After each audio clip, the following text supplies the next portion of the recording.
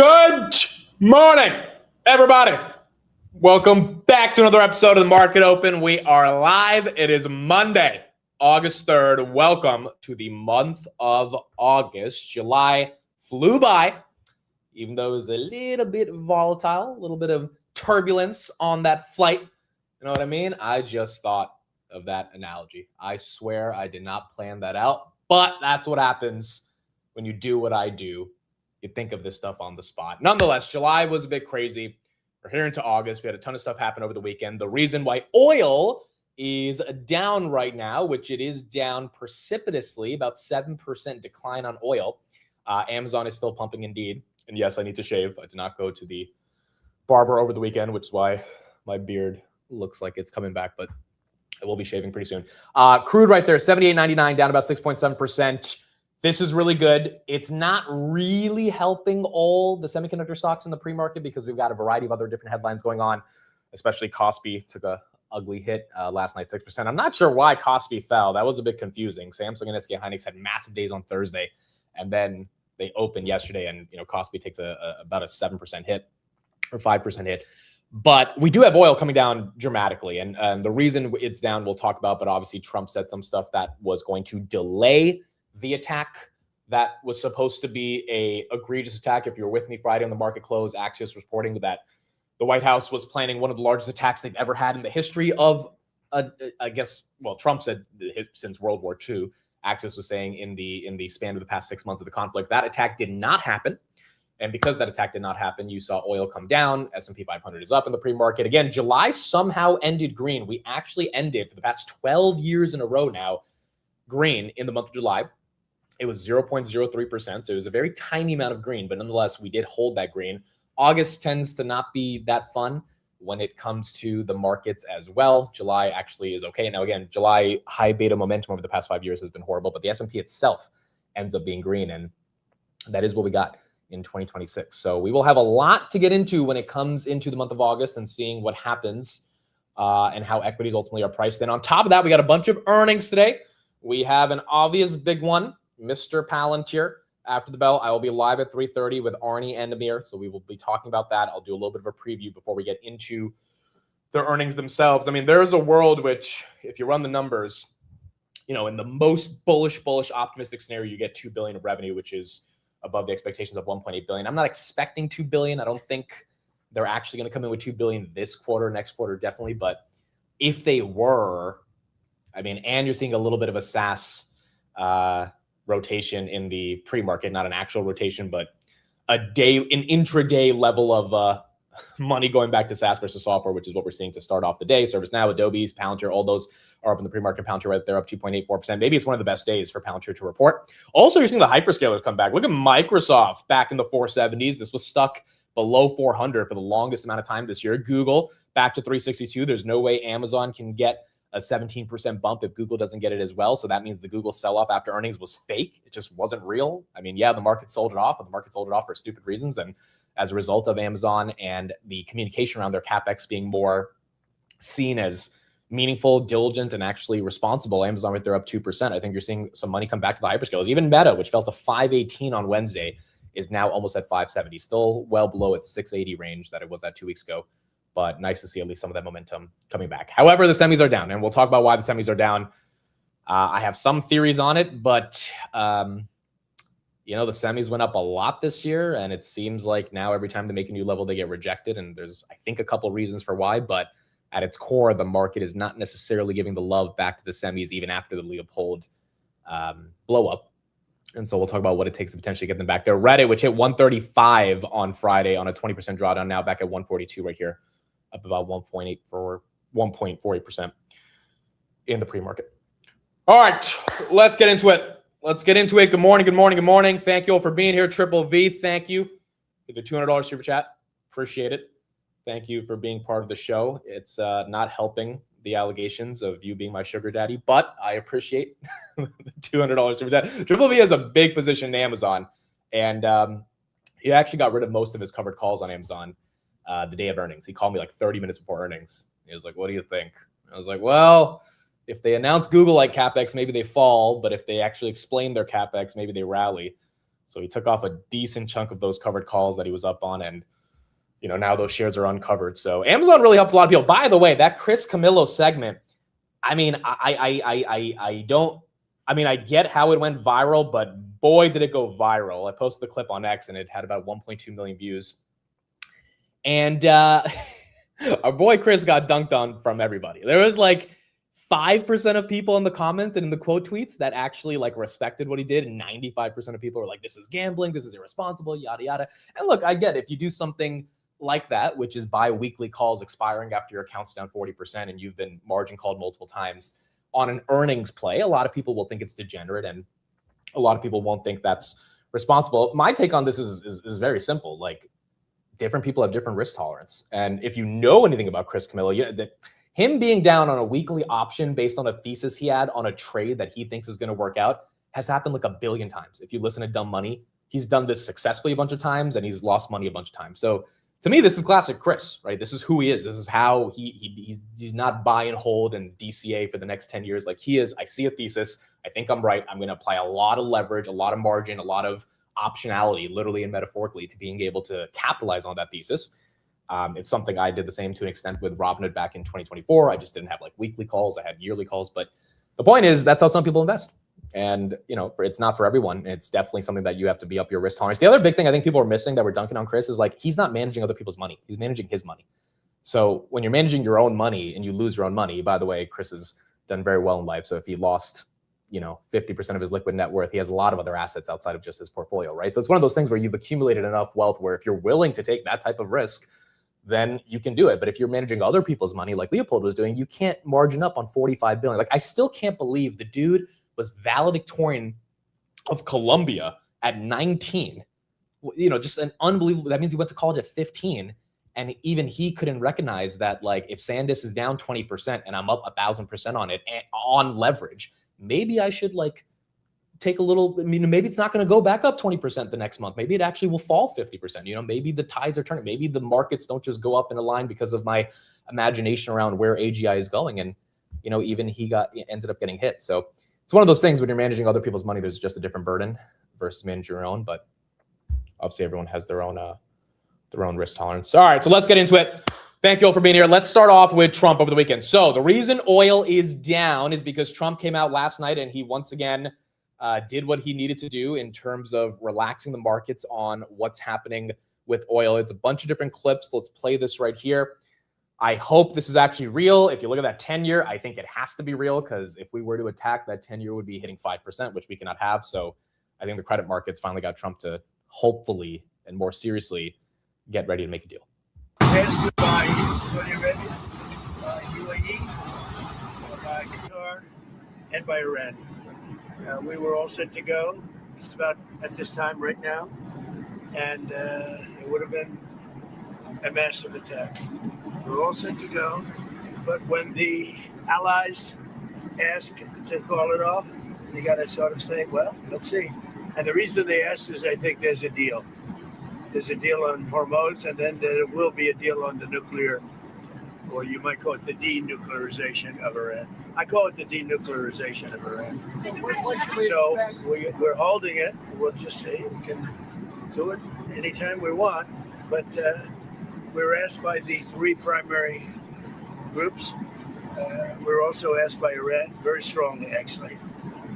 They said, we'd like to make a deal. Now, I don't know what they say because a lot of times they'll say that to me and then they'll go out and say, we don't know what he's talking about. Obviously, they don't want to be attacked.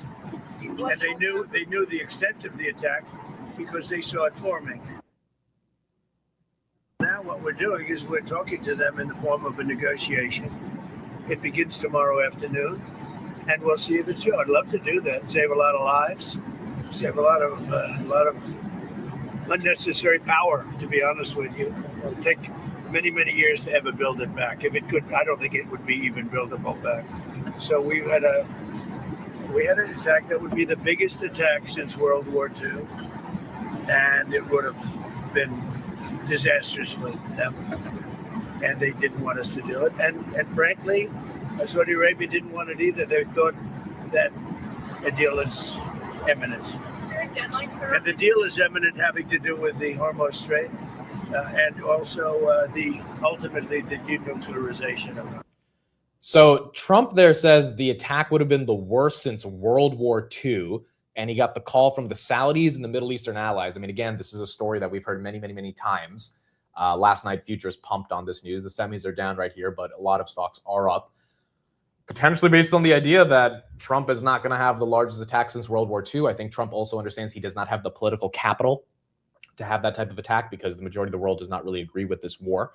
And so, you know, if he would have got a lot of pushback, if it would have hurt the ammunitions that they have in terms of the supply, then maybe negotiating a deal would make more sense.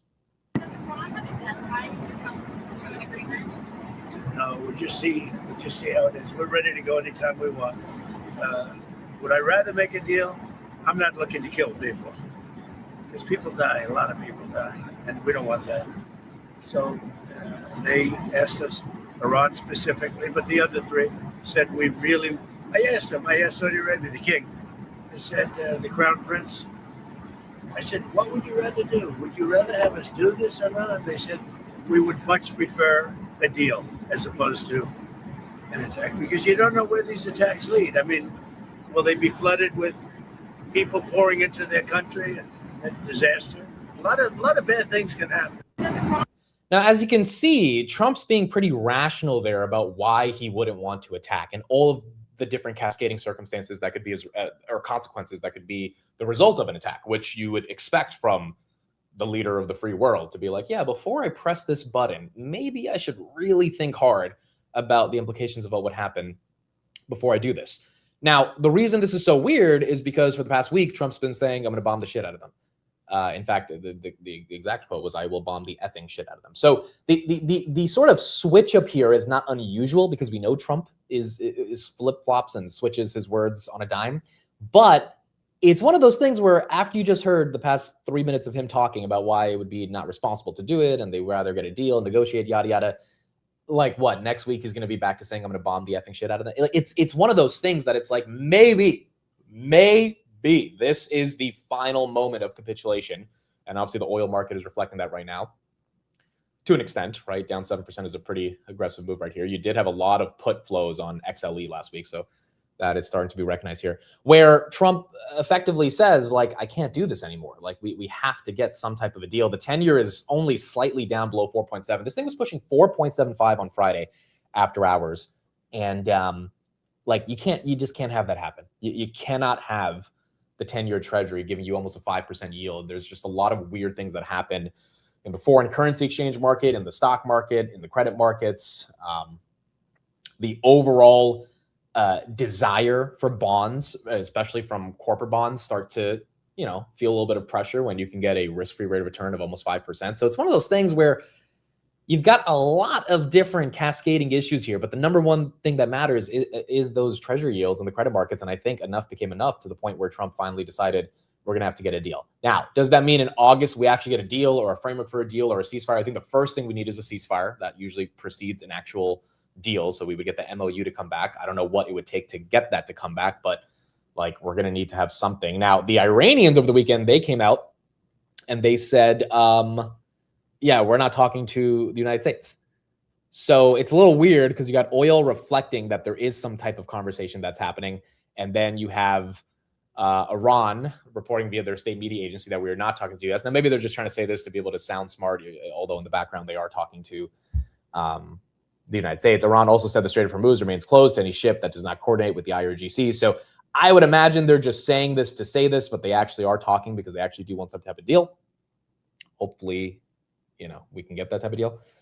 But if we don't, then once again, it goes back to the same ping pong nature of geopolitical policy that ultimately affects stock prices. Having said that, the month of August in general is a bit of a choppy month. And so as we enter into August, I think we have to have that as the backdrop that maybe Trump tries to avoid the choppiness of August, at least in the credit markets, if not the stock markets, by giving some relief to the Fed. There was also a note on Friday on the market close that Kevin Warsh, the New York Times, reported he's thinking of lowering the amount of Fed meetings per year. So there's usually, for the past 5 decades, there's been 8 meetings per year.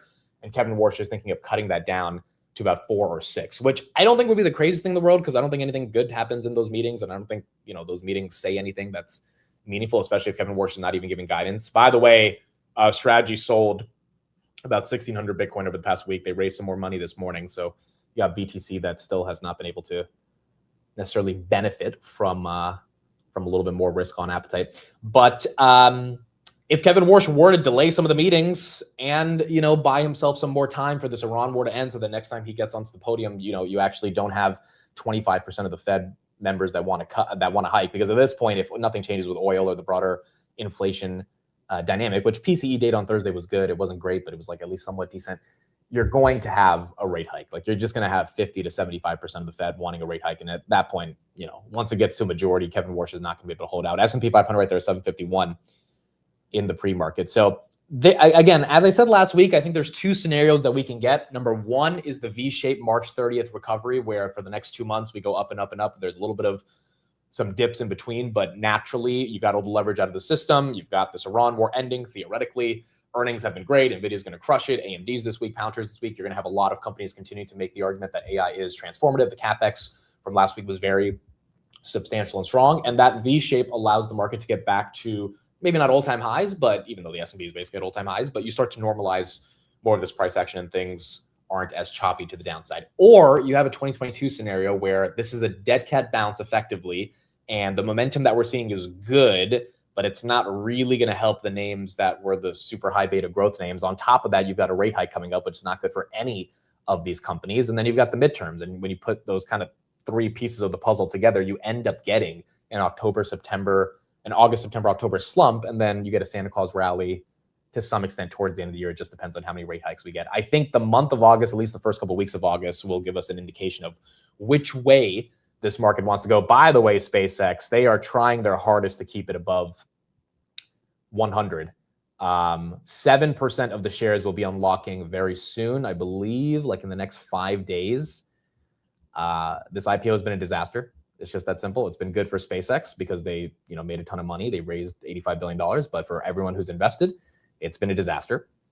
And I think for the stock market, it's also been a disaster because the amount of liquidity that it swooped up only to give it right back, was just not the best thing. Apparently they have earnings on Wednesday. Or they have earnings tomorrow, I think August 4th. So with AMD, we will see SpaceX earnings. And then the first lockup tranche unlocks, which is about 911 million shares on August 6th. So you've got 116 billion of the 1.4 trillion of the company that is able to be sold. It's almost 10% of it, a little bit less than 10%, around 8.5% in the next 3 days. And so it's just like, in what world does this thing actually, unless you have a ton of buyers in this macro, and this is not a fun macro or a high beta excitement macro. If Bitcoin can barely get a bid above 65,000, how many people are taking a chance on SpaceX right here, especially when, you've got some other space companies that are out there like Rocket Lab that are still growing as well and don't have that high of a valuation. So it's going to be very interesting. And it also begs the question, what's going to happen with Anthropic and OpenAI, right? If SpaceX's IPO effectively failed for investors, it worked for the company, but that's not really the point. For investors, the market really didn't digest it positively. It had 2 days of success and then boom, it just came crashing down. It's down 50% from the highs, 33% from the IPO price. Where do OpenAI and Anthropic go? And that gets us into the semis. So I don't really have the best reason for you guys for why the semis are down, because I was quite shocked when I woke up in the pre-market and I saw the semis. Nebius, Micron, Micron down 4% is kind of crazy. CoreWeave down 1%, Bloom down 3%, NVIDIA down 0.5%, AMD down 2%, Nebius down 3%, Seagate down 4%, Dell down 1.5%. I don't really know, man. Kospi, yes, maybe this is just pre-market stuff and it bounces when the market opens, because oil down 7% should make the most growthy of growthy names get some love, and they're not. Now, Kospi fell 5%, so I guess if the market's using Kospi as a proxy to the semi trade, which it shouldn't be, it should be a proxy to the memory trade, so I should understand why Micron and Seagate are down, but not necessarily all the other different variables there, then maybe that's the proxy that creates the argument for it. But let's go through some charts. Maybe some charts can help us give some explanation. So this is the Buffett ratio, which historically has tracked when things get super expensive. And I know this ratio has been around for the past couple of years, and it's been showing that the market's really expensive. But as you can see, we have now hit 241%, surpassing the dot-com bubble, the global financial crisis, and the 2022 bear market when you look at the Buffett ratio. So at its core, valuations are expensive if you look at this metric. Obviously, the earnings growth is pushing back against this argument, which is really important. But nonetheless, there are valuations out there that are expensive. And when it goes for the semis, I hate to say it, but if all of these names like an AMD and Micron are still up 80, 100, 200% year to date, and they're now down, 30, 40% from the highs, but they're still up that much year to date, maybe they will spend the next few months consolidating to materialize those gains. I mean, that's basically happened with Palantir, right? Palantir went up like crazy 2023, 2024, and 2025. And now 2026, it's been down for the year, but it's been consolidating. And, Palantir, if you were early, having to consolidate between 120 and 140, you're not that upset about it if you were buying in 2022, 2023. Now, if you bought at the 180s, 190s, 200s, you're pretty upset about it. But if you bought AMD years ago, I don't know if you're that upset that it's kind of stuck between 420 and 490 and 500, I should say, because it's still bouncing around that 500 range. If you bought Micron at 3,400, you're not that upset that it's moving around 700, 800. But if you bought it in the 900 range, it's very annoying. So I think at its core, if some of these semi names just need to grow into their valuations and consolidate in a way that's very healthy for stocks, especially in a way that doesn't create this massive euphoria that gets a ton of leverage into the system, which then allows the semis to take a hit, then maybe that's part of the reason why you're seeing the semis kind of calm down right here. I also think the pressure of a rate hike, which those expectations are still there, are not a good thing. And that's not helping either semiconductor sentiment or financing for big tech, because ultimately that money is going back into the semis. And, if rates get more expensive, then obviously that debt becomes more expensive. Now, contrary to that opinion, hedge funds, this is per Goldman Sachs, bought tech stocks at the fastest pace last week since 2022. This stat might be a little bit skewed because, again, you had the Wednesday blow up of Leopold, and then you had the Thursday massive recovery. So that massive recovery where like Micron was up 30%, Nebius was up 40% a day. Like that could have led to hedge funds just like jumping in and riding that trend, and they'll be unwinding that position or scaling out of those positions over the coming weeks. So I don't know if it is a sentiment indicator for, tech is cheap, hedge funds are buying in, or tech got really cheap on Wednesday. We found out why. It was a kid who blew up a fund of $45 billion. Therefore, now that event is out of the system, the market can reprice those stocks to be much more lucrative than what they were before, simply because, they didn't need to get that low. There's been many reports over the weekend that once Leopold's fund was going under and other funds found out, they just started shorting the crap out of Micron and SanDisk and Bloom and Nebius. That's why Wednesday felt so painful, because everyone knew he was getting squeezed out. And they ultimately, completely got him out of the system here. And they went short on most of his names. So maybe hedge funds buying in is not sentiment indication. It's more so just like taking advantage of the opportunity. So, from that angle, I don't know. I had a lot of good reports of the weekend. Bernstein, they came out with some research. They said, hey, we are going to see the 1 trillion server market by 2028 TAM continue to grow. GPU AI server shipments forecast to 15 to 22% through 2028. They believe that custom ASICs will represent 45% based on AI shipments, while Google TPU shipments are projected to grow about 90% in 2026. They also had some really good research on memory. I think Barclays came out with that. And, the memory thing is getting interesting because, once again, as much as the market is excited about memory, I was talking to a few people over the weekend that are deep in memory, and they've gotten to the point where they basically said, okay, memory is definitely a cycle, because there's too many signs around potential supply-demand imbalances fading away, or price action changing in a different direction, or prices potentially peaking, the China memory situation. Like, all these things you can effectively ignore to an extent, but there's elements of them that can't be ignored around the cyclical nature of memory. And if you don't think memory is cyclical and we're going to need all this memory for the end of time, then that's fine. But historically, there has been a pretty aggressive cycle. So the cycle being baked into the 5 PE, which I agree with everyone is cheap for Micron. It probably should be double that PE just to give it some level of respect. But once it got there and things got so euphoric and Apple came out and started blaming Micron for memory inflation, I think the market just started to realize, you can't have a supplier have this much leverage over the companies that are actually building the products and services. And at its core, if that commodity pricing starts to go down just a little bit, we can't have $1 trillion market cap on something like this, even though I think Micron probably should get back to 1,500 or 1,200 by the end of the year, just if we have a natural bull market. Barclays came out, they said, we think Google's CapEx is going to be $500 billion in 2028. Imagine it's going to be probably close to $300 billion in 2027. So it's not a double by 2028, but it's still going to be a lot. It was 190 for 26.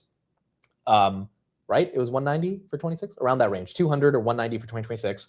It'll probably be 300 to 350 for 2027. And then 500 for 2028. I mean, Jensen's going to be right. We're going to have by 2030 trillions spent by the Mag 7 on CapEx. And that will go into Micron. That will go into AMD. That will go into NVIDIA. That will go into Nebius, Corey, Bloom, Dell. The whole stack is going to benefit from it. So once again, it's one of those things where I think you have to apply the software mentality to semiconductors right now. Like software stocks have not meaningfully recovered from their absolute lows in April, but a lot of them are good buys based on just pure cash flow and understandings of the business if you don't think they're going to be killed by Anthropic. So you buy them and you hold them and you wait till the market recognizes that. And maybe that's what happens to the semis. The difference here is the semis have already been recognized to such an extent because they've gone up so much from the actual lows. Remember, SanDisk was $40 at one point. Now it's $1,100.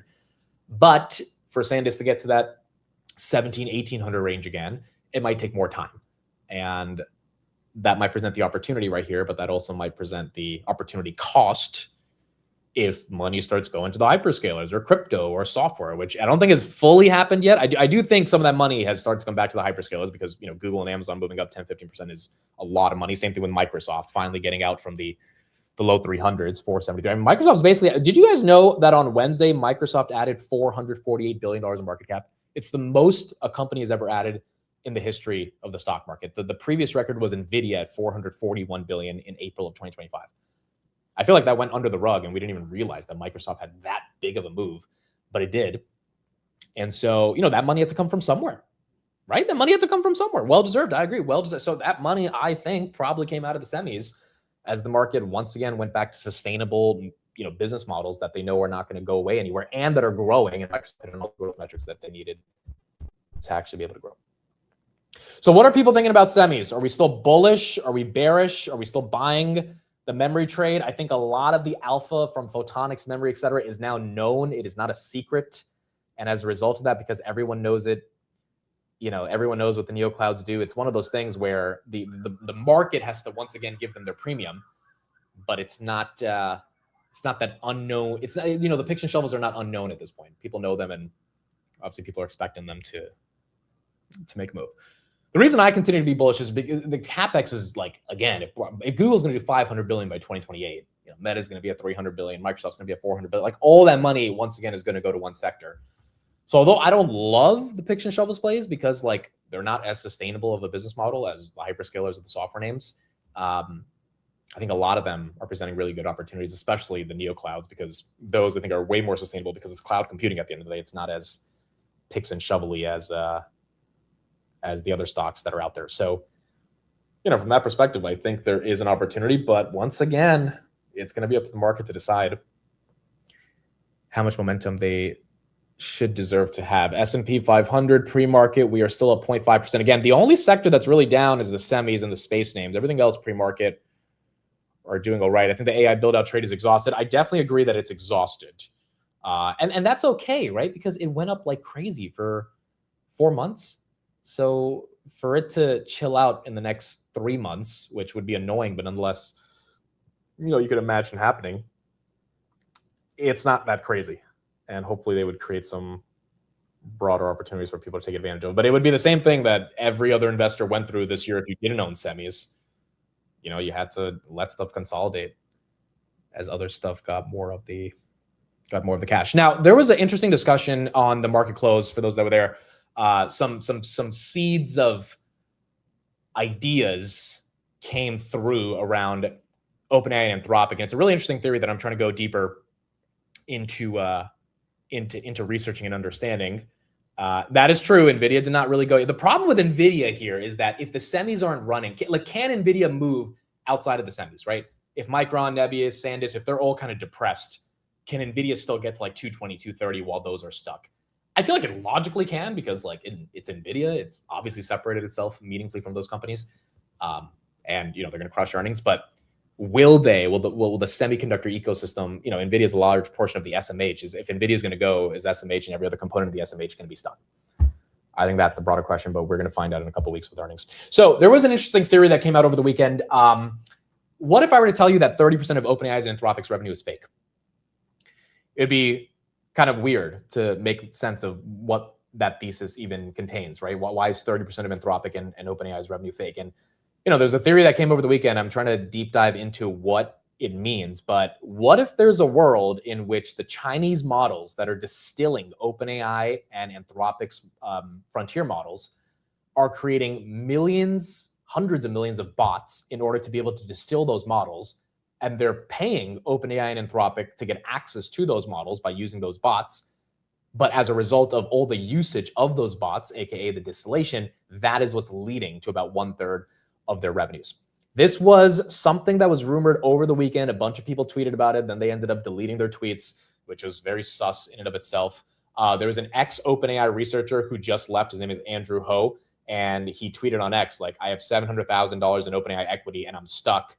And I want to sell this because I do not believe in any of the capacity for OpenAI to meaningfully grow. And part of his large thesis is that not only are the models are a commodity, but like this distillation thing is part of the core reason for why OpenAI has been able to grow so much. That fancy ARR metric that OpenAI touted in July, how real is that if a lot of this stuff ends up being fake? Now, again, this is just a theory. This is not necessarily true. The ironic part about this is this would be bullish for the semis, because if OpenAI and Anthropic effectively are faking 30% of the revenue, the on-prem kind of institutional sovereignty argument about building your own models, deploying your own local open source guardrails, like that means you buy more semis. That means you train more semis. That means the semiconductor stack ultimately benefits more. Open source is net bullish for the neoclouds for sure, and obviously net bullish for the semis. The labs, once again, if they're just a commodity, you still need the memory chips, you still need the neoclouds, you still need the energy infrastructure, you still need the GPUs, CPUs, obviously. You still need all of that stuff in order to deploy an open source model. It's just going to cost a lot less for the company that's using it because the token costs have come down so much.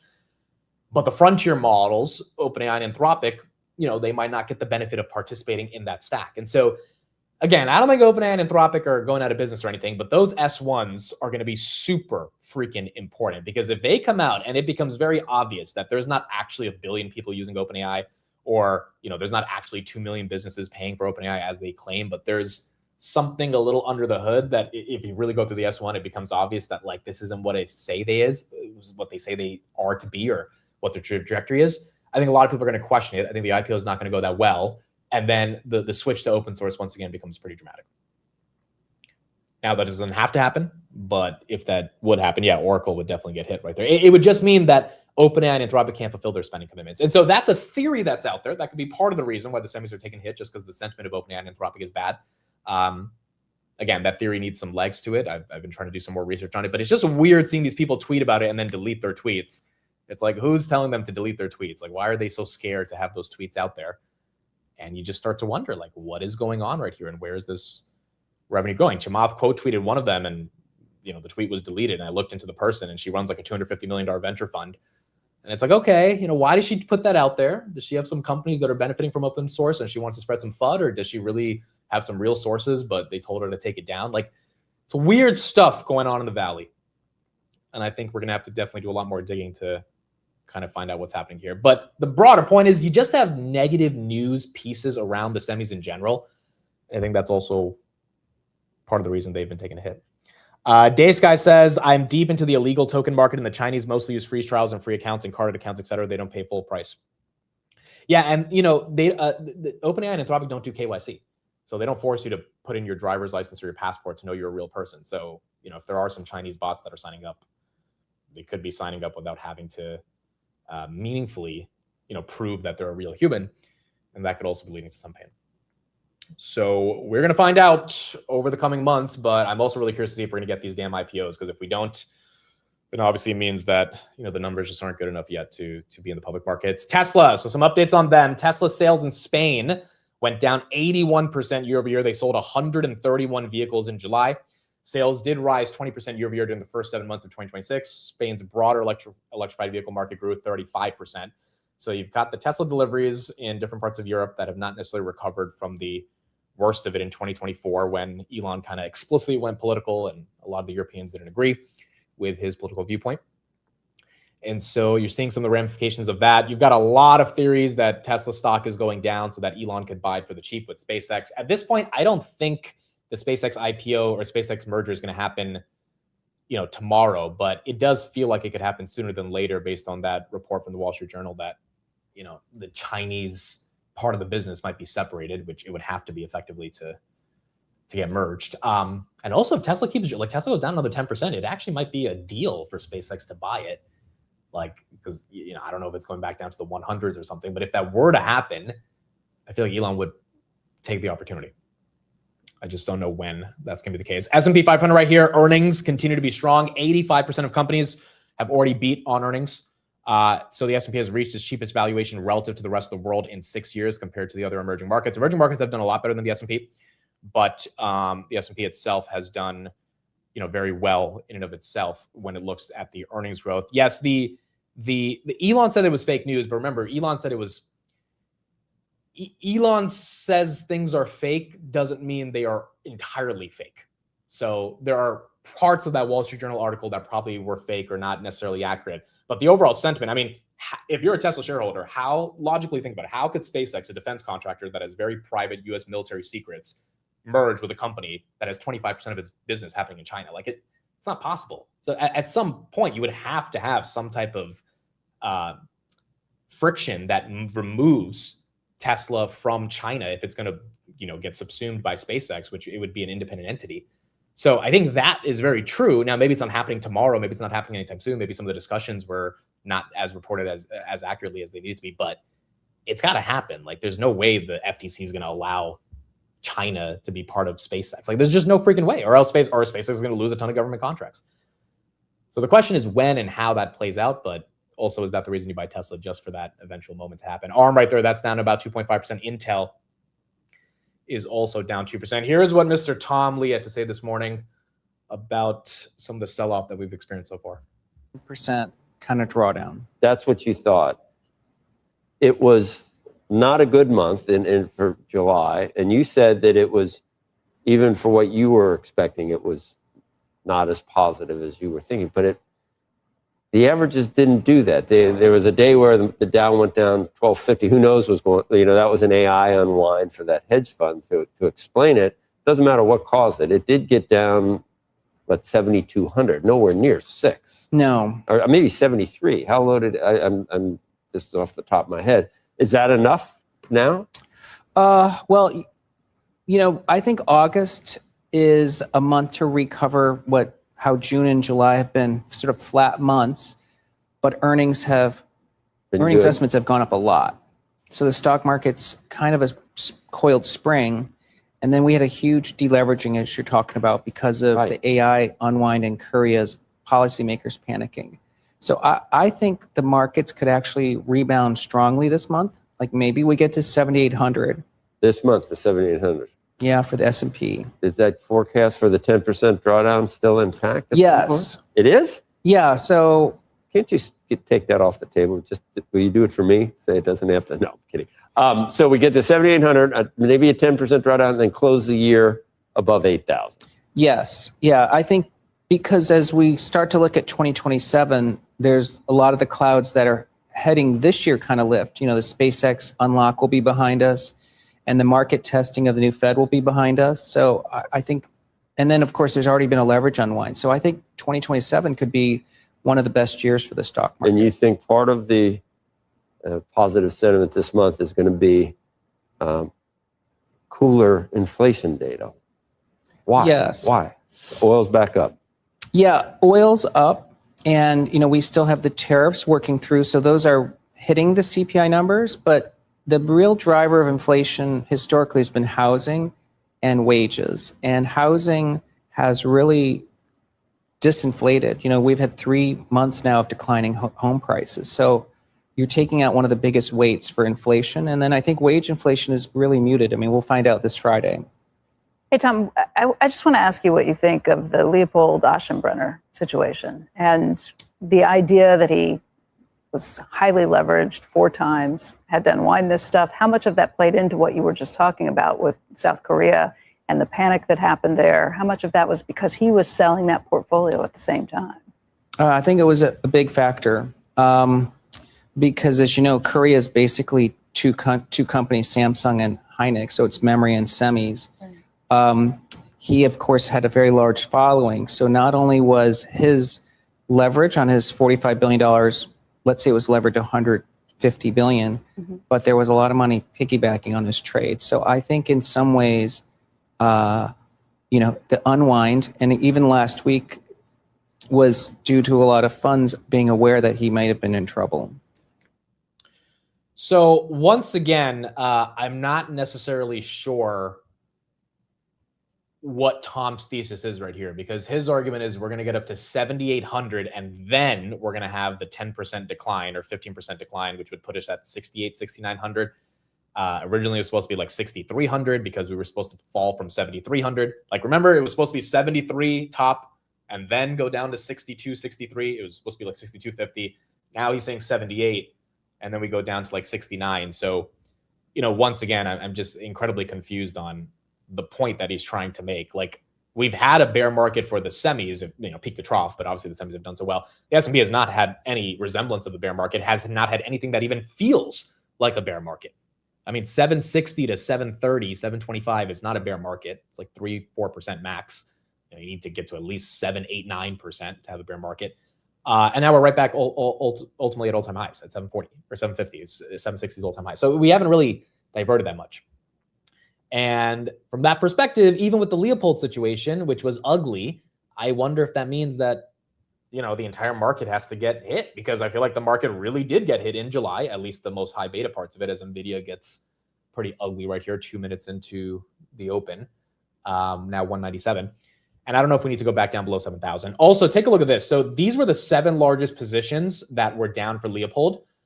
He had about 11.4 billion of Nebius, Bloom, SanDisk, CoreWeave, Iran, Core Scientific, and Applied Digital. It went down to 5.6 billion on July 9th, which is when he sold it. He was down on average 50%. The next day, it was up 2.2 billion, which means Ken Griffin basically made a free 2 billion in a day. And if Leopold had waited to sell on July 30th and the market would have bounced, technically, his liquidation was the reason the market bounced. So I don't know if it would have bounced, but if it did, he would have saved a couple $2 billion. And so obviously it's just been an unbelievably dramatic liquidation and sell-off, but I don't know if that means the broader market needs to get hit and needs to go down another 5-10%, because that has already taken place. I feel like you would need a real big macro catalyst. I mean, we're talking about 10% down on the S&P. Like, what gets us there? What is that catalyst that makes it happen, especially when the semis have already taken that big of a hit? And there's probably some type of catalyst out there, but if the oil thing is resolved and the Fed doesn't hike rates, then maybe it doesn't have to be that aggressive. If anything, if that does happen, the hyperscalers will get hit, and they've just started to recover and go green for the year. So there's a lot more questions on how we would end up going red if we do, but the semis, once again, have been kind of stuck, and I think the sentiment around them is a different question that the market has to try to figure out. All right, we got 20 seconds. Thank you all for being here. Let's see what we can get for the first day of August. We got Palantir earnings after the bell. We got a lot of stuff that we got to get into today. AMD tomorrow. So it'll be a big week. And hopefully we can see some relief on some of these names that have obviously taken a pretty ugly hit in the month of July. Thank you all for being here. It is 9:30, first trading day of August. The stock market is now... hold on. Why is my bell kind of stuck? That was anticlimactic. Okay, the magnet on my bell is stuck, so it's not going to be able to ring as well. This is a bad sign for August, bro. This is a horrible sign for August. I can ring it, but it's not going to ring that well. So what I'm going to do is I'm going to go to the backup. Yeah, we're cooked for August, bro. We are fucking cooked for August. I'm going to bring up good old Reliable right here, and we are going to use this to open the market. I'm sorry for the people who watch new here every day. It's usually... I'll show you guys what happens to the bell after. All right, market's open.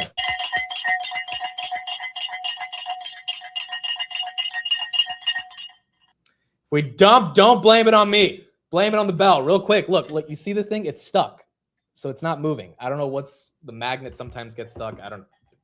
Today it decided to get stuck. All right, there we go. I like this bell. See, the people who love to mute, they're happy about this. S&P 500 opens up. All right, 0.35%. We are green on the S&P. NVIDIA gets a little bit of a rebound as soon as we get into the open, 198.62, even though that's still red on the day. If we start off red for the month, it will be the Bell's fault. Robinhood, which does not deserve to be below 90 after those earnings, 85.92, that goes down. Apple continues to go down. Nebius, whoa, that one gets hit. Micron, whoa, that one gets hit. Amazon, whoa, that one goes up. Okay, I think it's a little obvious right here. Money's rotating potentially. I know it's been a couple minutes since the market opened, but for Amazon to get a 4% move and for Micron and Nebius to go down, I think money's leaving some of the semis and going back to the hyperscalers, which is the same thing that's been happening in reverse all year for the semis. SanDisk, that's down 7%. IREM, that's down 3%. TSM, that's down 1%. Marvell, down 5%. Astera, down 7%. Once again, the semis open, and they're getting a bit crushed right here. Keel down 5%, Qualcomm down 2%, ARM down 7%, ARM down another $18, Broadcom down 2%. Dude, are these names going back to where they were the day Leopold sold them? Some of them are not that far away, if we're being honest. Some of them are not that far away. AMD, 458, that's down 3%. Palantir opens at 124, that's up 1%. Rocket Lab, that's down 3%. How about our software name? ServiceNow is green. That's 4%. Salesforce is green. That's 3%. You have Adobe. That should be green. That is very green, 3%. Microsoft is green, 480. Maybe that SaaS summer thesis is starting to come to fruition. I was a bit skeptical last week, simply because of the fact that my heart's been broken too many times by the SaaS names going up. But this is now almost 4 days in a row where SaaS is getting some love, and semis, even after the rebound they had on Thursday, are not getting as much love. And the hyperscalers, the SaaS and hyperscalers have basically been trading with each other. So if the hyperscalers are up and the SaaS names are up at the same time and the semis are down, I mean, you might have some legitimate rotation that's happening. Nebius, that's down 6%. Amazon has officially hit $3 trillion as this one once again gets, this is an all-time high on Amazon.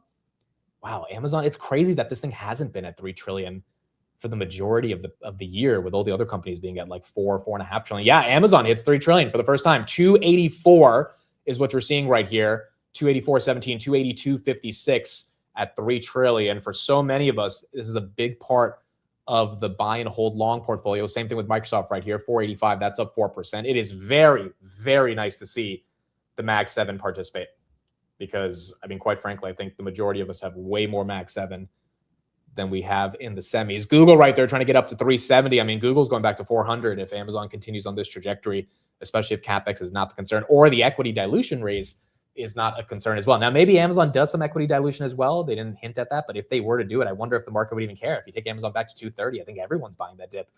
If somehow it gets there. Figma, that's up 3.4%. That's a software play.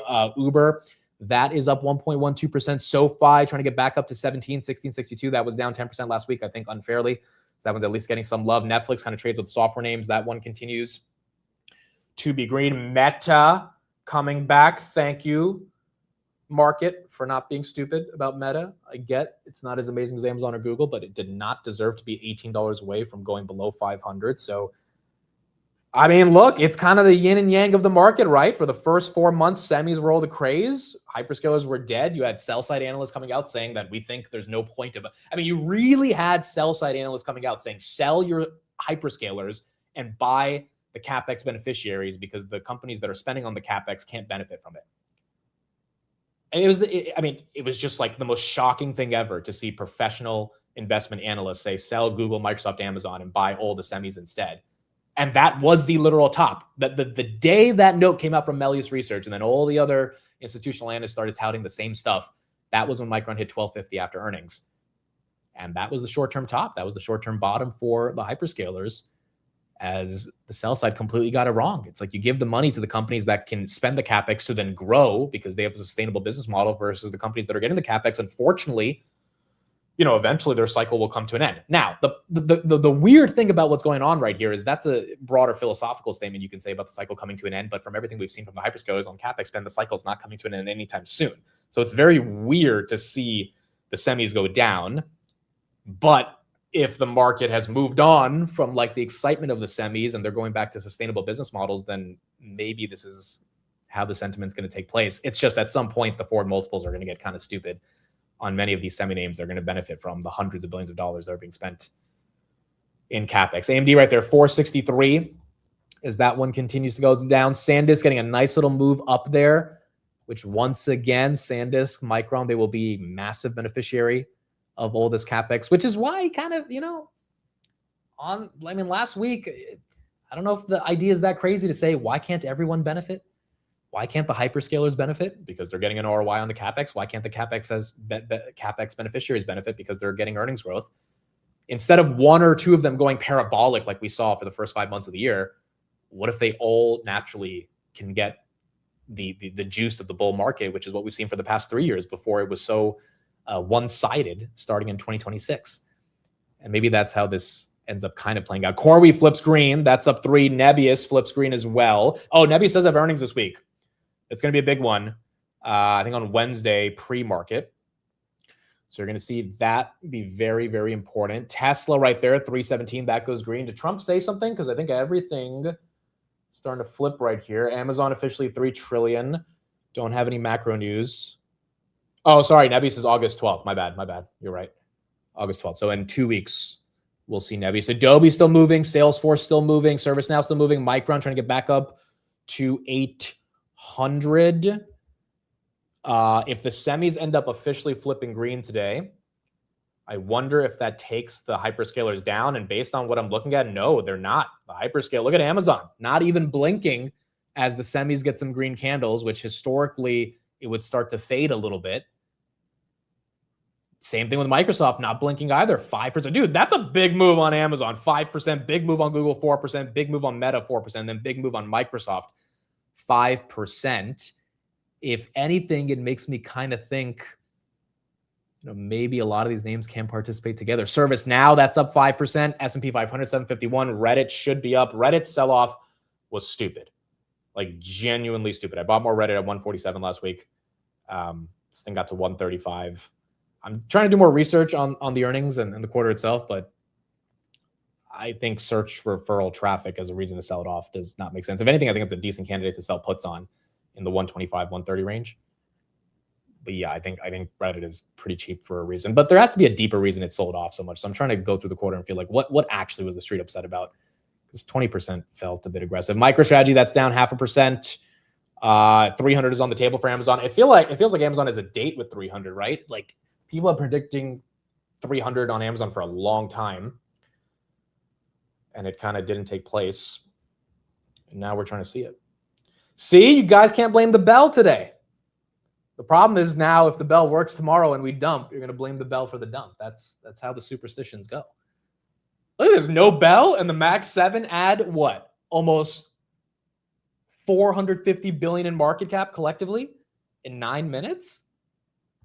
I mean, if that's all we needed to do, I would have stopped ringing the damn bell freaking months ago. I've got too much Mag 7 exposure to keep ringing this bell. That's all it needed, was the bell to not work. We would have cooperated. Amazon, 286, baby. As this one continues to go higher. Zeta is 2273. That's up 5%. Palantir. So again, Street's expecting 1.8 billion. I think there's a world where they do 1.95 to 2. I think they'll get close to 2, but they won't show 2. If they do, if Carp wants to flex and they show the 2 billion number, I think the stock's going up. But I still think if it's like 1.95, 1.93, it gets there. Now, if they do 1.83, 1.84, I don't know if it's a big enough beat to get the stock to really be excited. So it's still going to be a massive year-over-year growth rate. It's just, that 2 billion number would be what gets people really excited. I mean, Palantir is still on a forward basis cheaper than Snowflake and CrowdStrike. That's how weird the SaaS valuations on names that aren't even profitable have gotten compared to Palantir. So, it's been 3 quarters in a row, pump and then dump. I think this might be the one where things potentially change. Marvell still down about 4%. Astera down 4%. Coinbase still down 2%. CoreWeave, let's see if this one can break 80.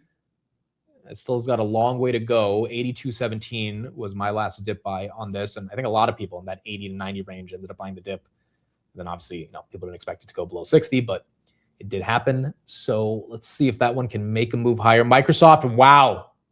Let's check the resistance at 500.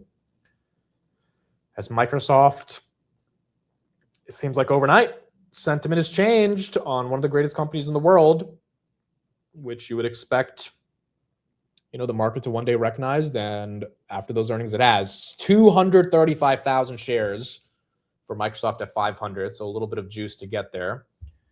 Even Tesla's up today. It shows you how much the market's back to liking the Mag 7. 300 on Amazon in terms of resistance. We still got a long way to go, but it's about 328,000 shares. And then Meta getting back to 600. I don't think is that crazy given Meta, is the cheapest out of all of them right now.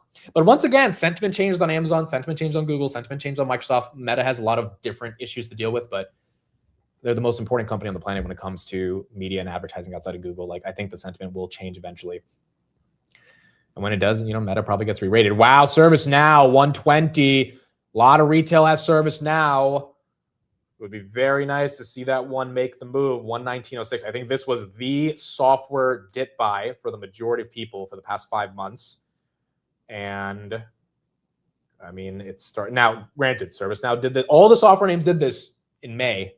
ServiceNow got up to 140. Adobe was at freaking 280. Salesforce was at 200, and then they all dumped. I think a lot has changed since then. And this is what you would expect out of the software names, right? If Micron's going to be down 5% of the day, you expect the software names to get some love and the hyperscalers. And that hasn't happened throughout all of July. If that's what's going to start to happen in August, then, that trade might be intact. But once again, the earnings from the semi names, I think, don't necessarily justify them being down as hard as they are. Shopify right there, 120.99 is that. Yeah, even Uber catching a bit. Uber's been dead all year, dude. Uber looks really interesting, man. When you look at their financials, it looks very interesting. I think the reason Uber's been dead is because of the robotaxi narrative. But outside of that, dude, this is a phenomenal business that's growing exceptionally well. Great management. They just did a major acquisition. Like, you can understand why Bill Ackman has so much of it. It's literally been sold to me. By the way, speaking of Bill Ackman, he's got Amazon, Meta, and Microsoft. He sold a lot of his Google, but his portfolio, which was down 25% year to date, we'll see what it's looking like, but I think his portfolio is getting close to break even as all those names are making a move. GameStop did another convertible debt offering of $1.9 billion. That's why it's down 10%. And I think GameStop's doing that to be able to buy their own debt back to then be able to have a better bid for eBay. So that's why GameStop is down. Amazon, 285. 285 for Mr. Amazon. VIX is at 16. Semis aren't still up today on aggregate. SMH is still down 3%. So you're not really seeing the semis move with the software names. Micron today got to 770. It's at 786. So you've got the bounce on the semis. SanDisk was at 1120. Now it's at 1200, but they're still down. So if they can move another 1 or 2% in aggregate, the semis will be up on the day. SpaceX trying to break green, but that's basically flat on the day. As we're seeing that make a broader move. What do you think about Grab after the bell? I think Grab can do well after the bell. The broader problem right here is oil sentiment. Now, again, oil is down, and oil was somewhat down in Q2, which should help them. Oil down today should somewhat help them, but once again, does the market give the premium to a name that I think will still be negatively affected by oil if oil continues to be down? What I'm looking for is financial services growth. I think also top line revenue growth. They grew 24% in a really hard Q1. Q1, they usually do not grow that much. If they can get that to 28, 29% in Q2 with financial services continuing to grow, that will be good. The other problem that they're having is the same problem with Uber. It's the robotaxi narrative affecting all of the ride hailing companies, even though, robotaxis aren't changing anything fundamentally about their businesses. So financial services will be the thing I look out for today, along with adjusted EBITDA margin growth, which should be closing in on that 45-50% range. And then we're going to have to see if the market reacts in a meaningful way. SoFi right there, 1680. That's up 3%. Figma up 7%. eBay's down 5%, probably because of that GameStop offering. I think the market's probably looking at the GameStop convertible debt and saying there's no way they could actually buy eBay. I don't even know how this $1.9 billion they're issuing today helps them buy eBay. I guess it gets them closer to it, but I don't know if it fully closes the gap on having the cash necessary to do it. Broadcom down 3%, still Qualcomm down 3%. That's why eBay could be down. T1 Energy in the software space, or not software, solar space, that's up 1.5. Got hit pretty hard the other day. Oh, PMI, did we just get that? Let's see. I think we have a beat on PMI. Last week we had a beat on services, ISM. PMI Street wanted 53.8. We came in at 53.9. Okay, very small beat, but it was a beat. So I don't know if the Street's going to care. It's a relatively small beat.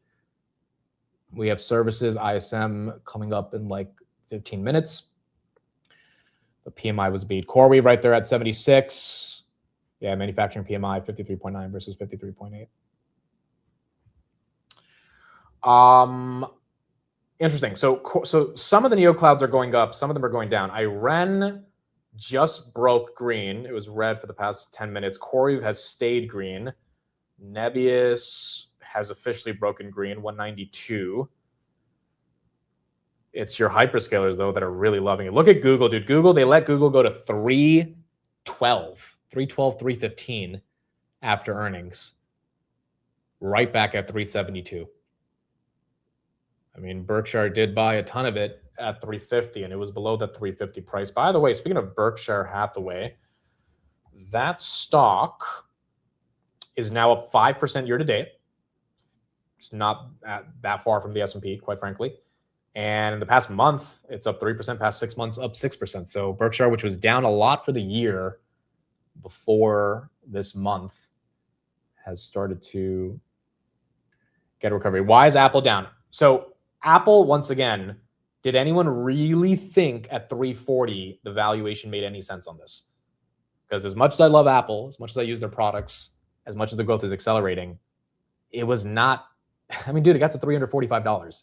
People were paying 45 times earnings for 15% growth. Like this was not like, it's eventually going to get to $400. I just think it got there really quickly. And remember, the reason people were buying Apple was because everything was dropping. So that was like your safety trade, which is what always happens. So less than expected better metrics on earnings, which again, earnings were amazing. It's not like Apple's earnings were bad or there was any red flags. It's just like it wasn't perfect. And it was trading at a very premium valuation as like the world's largest company. Like you can't do that. NVIDIA always beats expectations as the world's largest company by tenfold, right? Like really make sure that if their stock goes down, people can't say it's because of NVIDIA's, lack of execution. Whereas Apple, there were certain metrics that missed on services in China.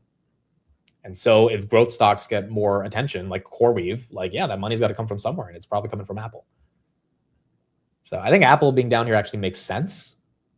It'll probably get back to where it was in a more reasonable time frame, but it went from 300 to 350 in like 2 weeks. Like that didn't make a lot of sense to me. Zeta, that's also getting some love. They have earnings, I think, tomorrow, if I'm not wrong.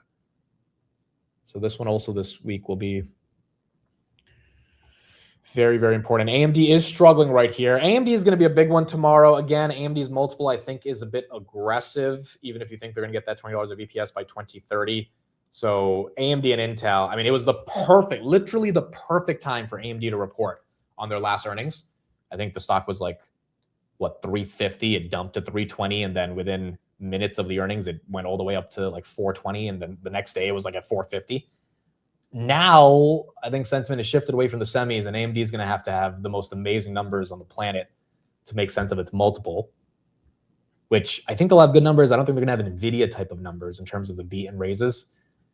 And so then it begs the question, where does the market take the CPU trade? Intel as well has been, pretty decimated as well from the top.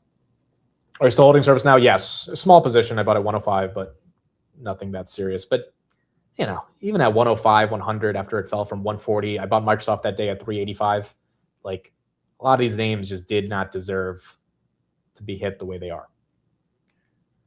But, Zeta, strong name in the software space, doing well. Palantir obviously been struggling, but it, rebounded from the 107s. Shopify and Reddit, I think, are going to be exceptional companies over the coming years to buy, and Shopify's done well from 103. Reddit's basically flat from 140 entry, but it did get up to 200 at one point. The software investors have not outperformed the semi investors this year, unless your portfolio is heavily leveraged to the semis and you bought in June. But if your portfolio is leveraged to semis and you bought in April and May, you're still probably widely outperforming a software investor or a hyperscaler investor, because the semis have still done so damn well. I mean, Intel was stuck at like, $30 to $40 for the majority of the year before it got the breakout. It's just, I think a lot of people got into Intel at 120, 130, thinking like, it's the Taiwan of America, TSMC of America, it's going to go to 200. And I think that's what happened to Leopold, right? Oh, wow, Reddit's actually 147. All right, cool.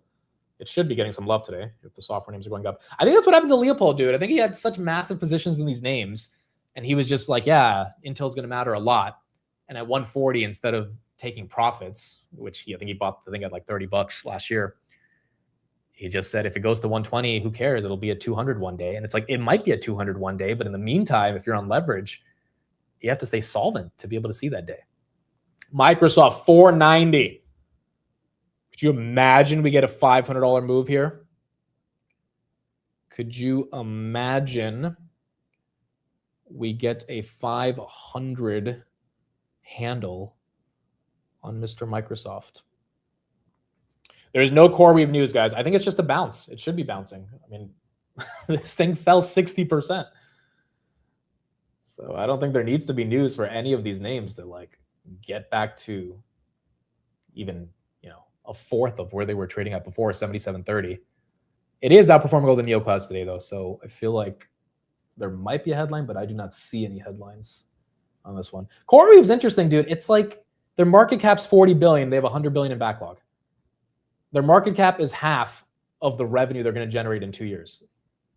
I mean, like logically, if we're compute constrained and prices for GB300 rentals are going up, like, yes, I understand they have debt, but like, does the debt discount the value of the company to that extent? Not saying it has to go back to all-time highs, but that 95 range that it was trading at for a long time, I feel like it's not crazy for it to get back up there. But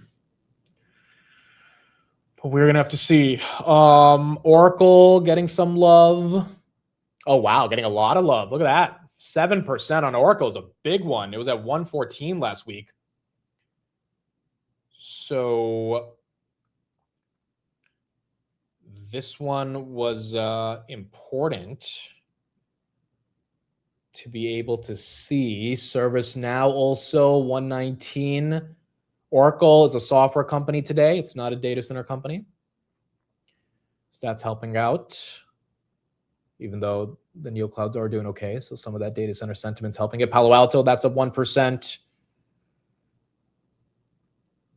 Okay, not bad. Not a bad start to the week. Even the semis, I know they're down, but they're not, they're not collapsing. Nebius just flipped green. Iren just flipped very green. Look at this SPY, dude. You're having a lot of stuff participate now, not just software. And the hyperscalers that are starting to participate are putting in a decent amount of work right here. Dude, Meta's not that far from 600. If you bought the dip 518 last week, boom. You're up almost 20% right there. NVIDIA's got to get above 200, dude. This is just stupid, NVIDIA being red on the day. Like, genuinely stupid, NVIDIA being stuck below 200. This needs to get to 210, 215 and just normalize there at these levels. CoreWeave up 10 on the day. All right, now I feel like there's some news with how it's running, but I don't have anything to see that could be news. Maybe this market just felt it was time to not let this one get hit as hard. Trump just tweeted about the CEO of Chevron.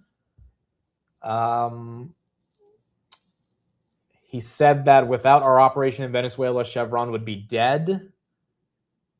And he says other oil companies should lower their prices right now, immediately. Thank you for your attention to this matter. I don't think Trump fully understands how a gas station works, but they can't just lower their prices that easily. But maybe they do. Maybe they do for Trump. NVIDIA back above 200. Okay, there you go. With the rally that we're seeing right here, we should get well above 200. At least 205 would be very nice to see today. But maybe that's asking for too much. CrowdStrike, that's green. Palo Alto, that's green. Or he could stop the war. That would also help. Again, part of the reason we're having this rally, folks, is if you missed it in the morning, oil's down 7%. Trump yesterday said that, I know I'm going to sound like a broken record, but yesterday he said we want to negotiate. We want to stop the war. We don't want to attack them. There would be too much damage. We don't want to kill people unnecessarily. Like all the things that you would expect someone to say who's rationally thinking about the situation. The question is, do you believe it? And at least the market, I think right now, is starting to believe it more than not because they know that this game can't go on forever. Maybe the market's wrong once again, but if we're really getting to the end of this, then we should have some level of relief right here. Zeta up 5, NVIDIA very close to officially breaking green today. Why is Bitcoin down? You know, that's so interesting. I don't know, dude. Bitcoin did get a nice little candle right there, up to 63, but I feel like you just need rate cuts and liquidity for Bitcoin at this point. Like this one has just been unbelievable for this thing to be this dead for this long. Clarity Act getting delayed until after August might be part of the reason. But people have decided to buy stocks over crypto pretty aggressively. Core, we have 12% move right there as that continues to make a hit. Nabi is trying to go for 200. Oracle trying to go for 140. NVIDIA, thank you. That goes green. Oh, NVIDIA is moving now. If this is not a little fake move, and this feels a bit more real than not, I feel like we can end the day pretty strong as well. Goldman, by the way, added Microsoft to their U.S. conviction list today. As per Citadel, retail's aggressive buying of semiconductor and memory stocks sharply reversed in late July. And let me see if I can pull up the chart right here. You can see in late July, there was a lot of capitulation by retail on the sell side for many of the semiconductor names. If this kind of reverses into August, this would be bullish. I mean, look at that. Look at how ugly July was for retail net sales of semiconductors and memory names. Like that right there explains why Wednesday was so bad. And then part of the reason retail was selling, A, because of the margin calls, A, because of liquidations, but also because of the hedge funds that were shorting these names so aggressively that like retail, you know, got stopped out a lot of positions and just had to sell at some point when the sentiment got that bad. And if that reverses, because that sentiment is not as bad anymore, then, you know, we should see a lot more excitement right there. Nebia's 202, Meta 592, NVIDIA almost 202. What a day, dude. CoreWeave up 11, ServiceNow up 7. Hoodie's got to get back to 90 with this. You cannot have Hood below 90 with this much green. I would imagine Hood's going to try right there for 90. Verizon up 1.4. NVIDIA 205 is the number. We got to get 205 and hold it, but absolutely NVIDIA should be getting this move right here. And then Amazon and Microsoft continuing to just have a really strong day. Where's Micron? Are we still at 780? Micron's at 790. Micron's about to flip green. I mean, I think today would be the first day in like 7 months if the semis actually flip green today, all of them, where semis, software, and hyperscalers are green together. Like, when's the last time we actually had that happen? The only names that are down are the crypto names, which makes sense. The energy names, because oil's down. That makes sense. Like, Marvell was down 8% this morning. Now it's barely down 2%. I mean, that would be a very nice reversal. SK Hynix was down 7. Now it's down 3. The space names are flipping green as well. Corning, that's up. Lemonade, that's up 8%. Fastly, that is up 1%. Grab is up 3.2%. I mean, you just might have a better macro backdrop going into it. I mean, is it too late to buy more Mag 7? Absolutely not, in my opinion, because the Mag 7 are, you know, some of the greatest companies in the world, and their earnings have taught a lot to the market around where their CapEx expenditures are going and how that's going to release their ROI. However, you know, just like we said, the easy money's been made on the semis. That, you know, Amazon at 215 to 230 was stupid, right? Microsoft below 400 was stupid. Meta, I still think Meta's the Mag 7 that's actually stupid. But like, buying Amazon at all-time highs is not easy money anymore. Now, next 5 years, probably still going to be very happy, right, that you bought Amazon. But 100% after these earnings moves. Google at 320 was a bit more easy after it fell 8% after earnings. Google at 370 is not as easy anymore, right? But we've had ample amount of time to buy the dip on the Mag 7. So it's one of those things where it's like, I wouldn't be eager to buy into the strength of the Mag 7 because, after you have a massive rip, you have some consolidation period, and the Mag 7 for the past 5 months have been depressed. So I think that time, just like I think it wasn't smart to buy Micron at 1250. I don't know if it's the smartest thing to buy Amazon at 286, the first time ever it's hit a $3 trillion market cap. Long term, sure, it'll be fine. Just short term, these names have coiled up for so long. This is the breakout. And if you're fine buying the breakout, that's cool, but I don't know if the risk reward is amazing anymore. Having said that, a lot of us have been buying the dip on the Mag 7. So now you kind of just sit back and let the market do its thing and, recognize that these companies don't deserve to be trading here. ISM, I think it was good as well. Let's get the update on that. Seems like the market might be liking it. Comes in minus 1/10, minus 0.1%. That would be the lightest since it was negative minus 0.3% in February. If we look at manufacturing, these are fresh July reads from the ISM on manufacturing. Comes in much better than expected, 55.6. That would be the best read in over 4 years since May. Wow. Best read in over 4 years. Holy crap. That's 55.6 versus 53.9.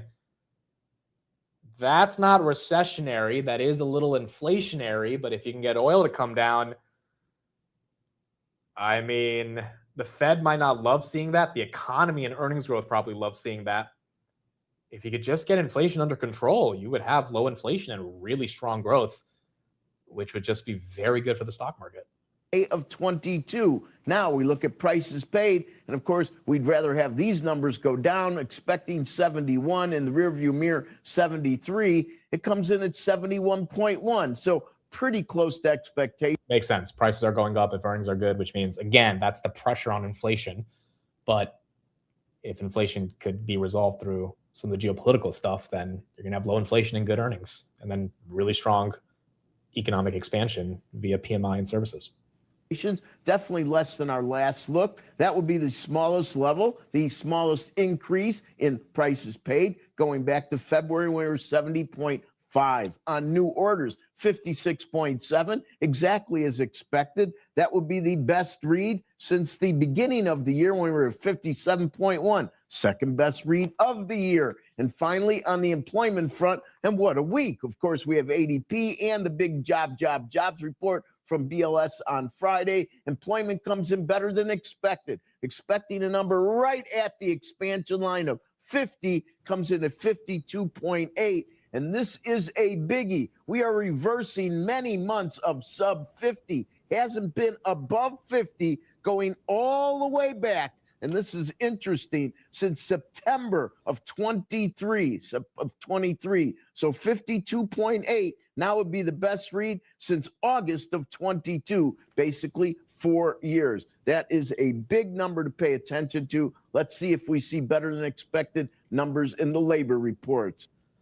Dude, I think that's the best ISM manufacturing report we've seen in what? In a year minimum, maybe 2 years. NVIDIA keeps going, 202.20.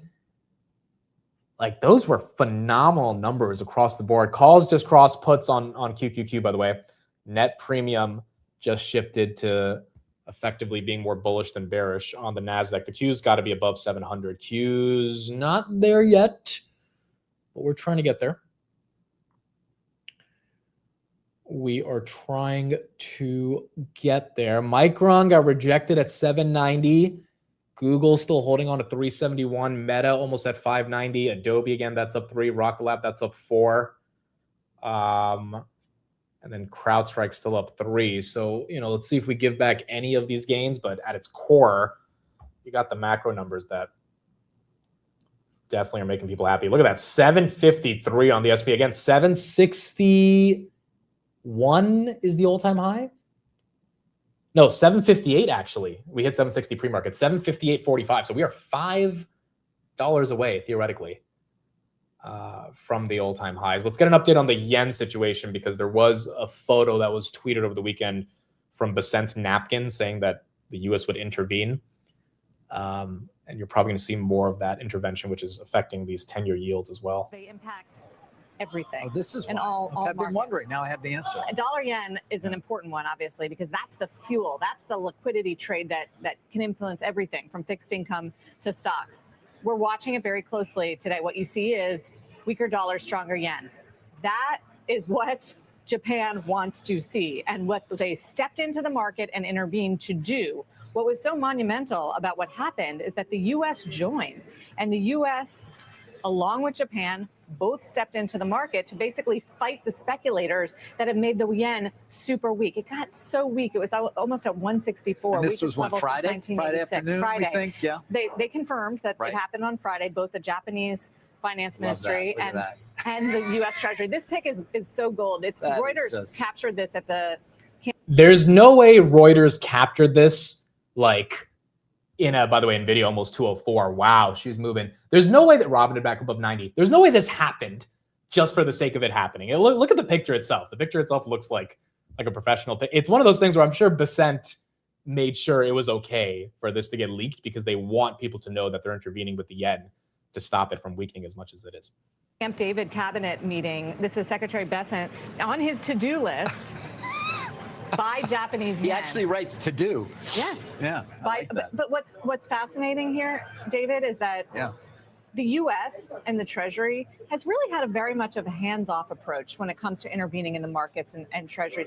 We have a Treasury Secretary who traded currencies and made billions of dollars On the in yen, I selling think the Japanese yeah. yen. So this is a guy that understands the markets. And I think the other really important takeaway, and maybe why you're seeing pressure on yields today, is that the New York Fed, which executes the currency trade, this isn't like taxpayers, so don't worry about it.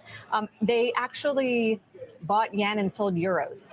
And I think that's a statement. Also, the Japanese made it clear that they used a facility. They did not sell treasuries, which Right. is what they would normally have to do Well, that to is buy not the part yen. of the concern about the weaker yen here. In Correct. Terms of So that's why the treasuries. U.S. has a big interest. Not to mention what is a very large commitment from the Japanese as part of the trade deal to spend money here as well. Exactly what I was going to go into. But look, here's how much Japan owns of U.S. treasuries. They're the top foreign holder now of treasuries. Yeah, because well, China's been out of the trimming. market. Yeah. Right. So they own a lot of treasuries. If they have to keep intervening, that's a concern for the U.S. because it means they sell those to buy yen. They did Cost of not do capital that goes this up. time. Right. But we know this is an administration that is serious about not having high interest rates, right? They've said it before. Besant has said it before at the outset.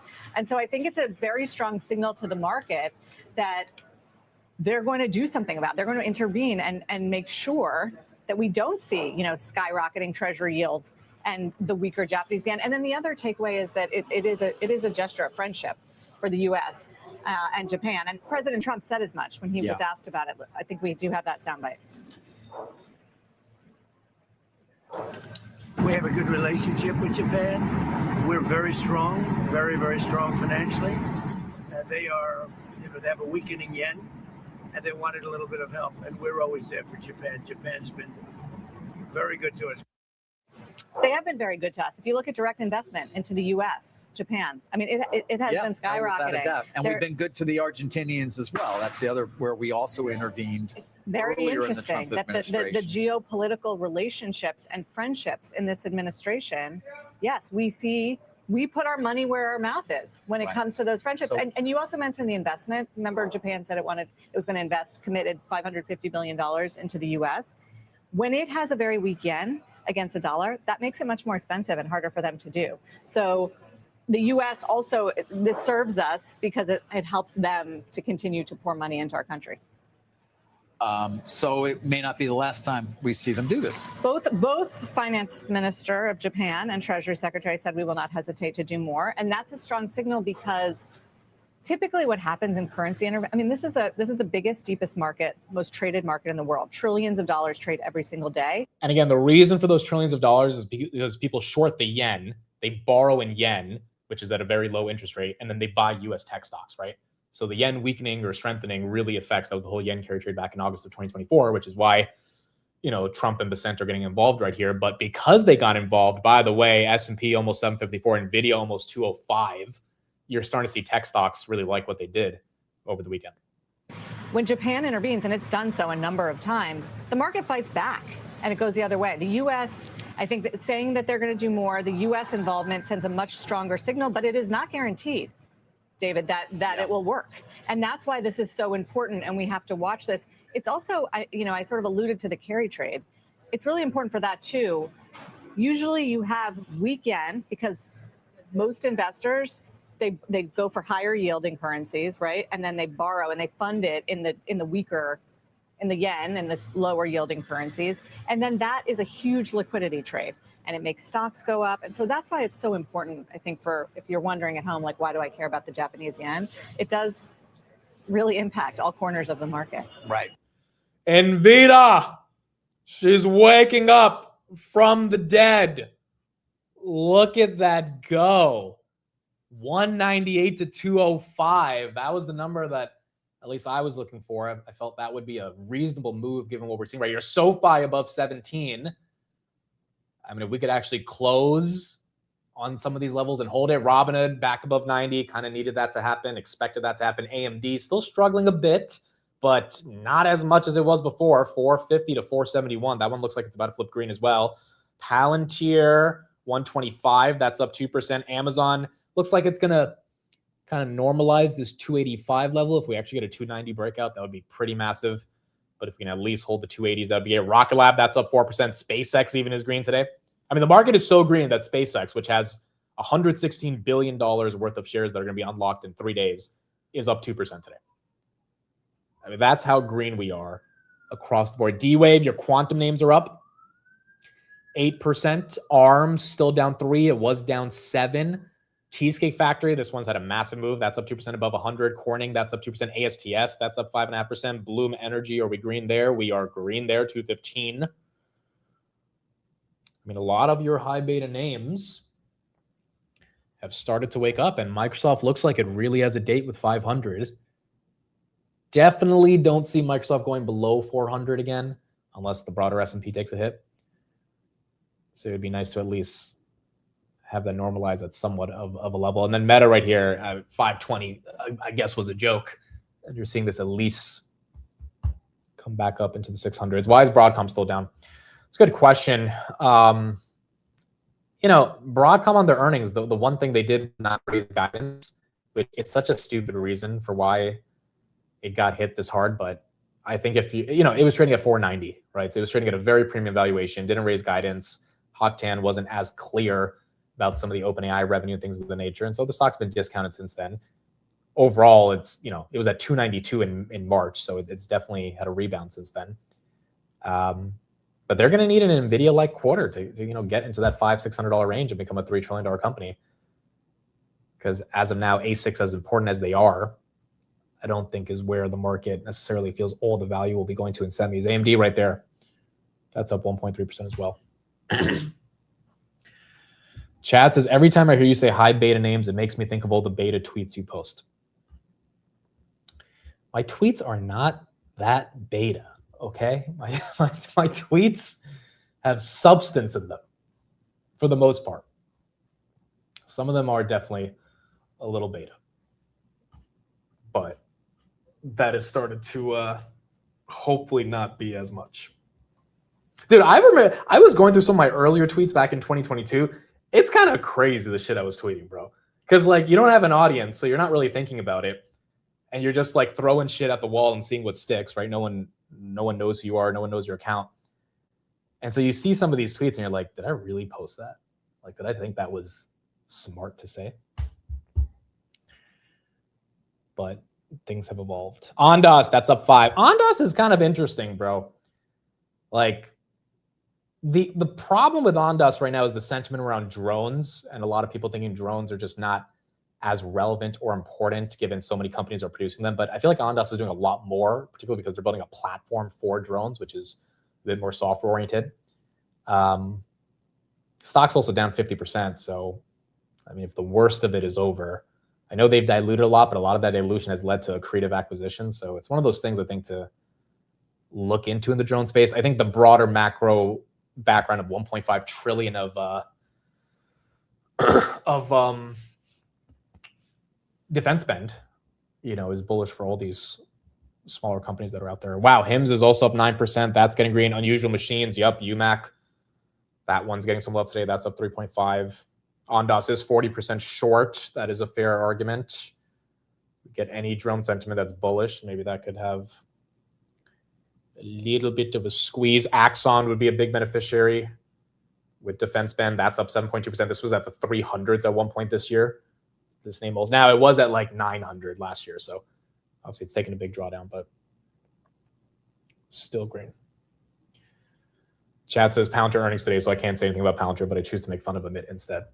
Chad, but you make fun of me on the days where there's not Palantir earnings. So it's not that different from you. It's just, I guess today you have no choice but to only make fun of me. Palantir right there, 124.70. So again, the street's expecting 1.8 billion on revenue, which if we do some math real quick, Palantir Q2 2025 revenue was 1.04. So if we look at what that's like, we're looking at about 80% growth rate is what the street's expecting, 79%. Again, I think if the company can come in, 85 to 90%, if not that triple digit. I mean, triple digits, 100%, that would be crazy. If we see that, I think the street would be very excited, along with their operating margins. Also, today's a really good day to report. You've got oil down. You've got freaking software momentum coming back. A little bit of some red candles on software, but that's kind of natural, as if everything is going to get lifted, you got to get the money from somewhere. And then you've got the market really asking themselves, once again, where is the value in AI? Is it in the model layer, which I think more people are. I mean, GPT lowered their prices again last Thursday on 5.6. And I was using a GPT and Claude over the weekend, and again, they continue to be amazing, but it's just like the token costs have to come down in order for me to keep using it if I don't want to go to use something else that's cheaper and just as good. So if the model value is not, or the value is not being accrued in the model layer, you have hardware and enterprise applications left. I mean, that's really it. We're not here, robots aren't a thing yet. So it's either the infrastructure to build AI or the applications that are making AI useful for companies, governments, organizations, and the enterprise. And that leaves you with the software companies and the hardware companies. And one of the best software companies that's out there is Palantir. So I think that's going to kind of be the messaging around the earnings. And ultimately, that's been the messaging this whole year. It's just up to the street to start to recognize that. Reddit 148, almost up to the 150 range. And then Shopify down a little bit here from the top. Spies at 754. Is Micron 800? Micron is 800. Okay, so for Micron to get to 800, you need some red candles on software, which is what we're seeing. Microsoft as well got a red candle, 491 to 486. But that's helping SPY get a full 1%. As that continues to be green. How's oil down? I don't get it. Trump said he's not going to attack. That's it. Simple enough. OPEC did say, by the way, they're increasing a ton of supply. So that also is a natural, they said that like 2 weeks ago. That has been a natural hedge against prices at least somewhat being stable and not, running up to the hundreds. But Trump says he's not going to attack. The market views that as potentially a ceasefire coming. And, maybe oil spikes back up throughout the week if that narrative changes. But again, these narratives change so quickly. All we can do is react to them, when they are changing.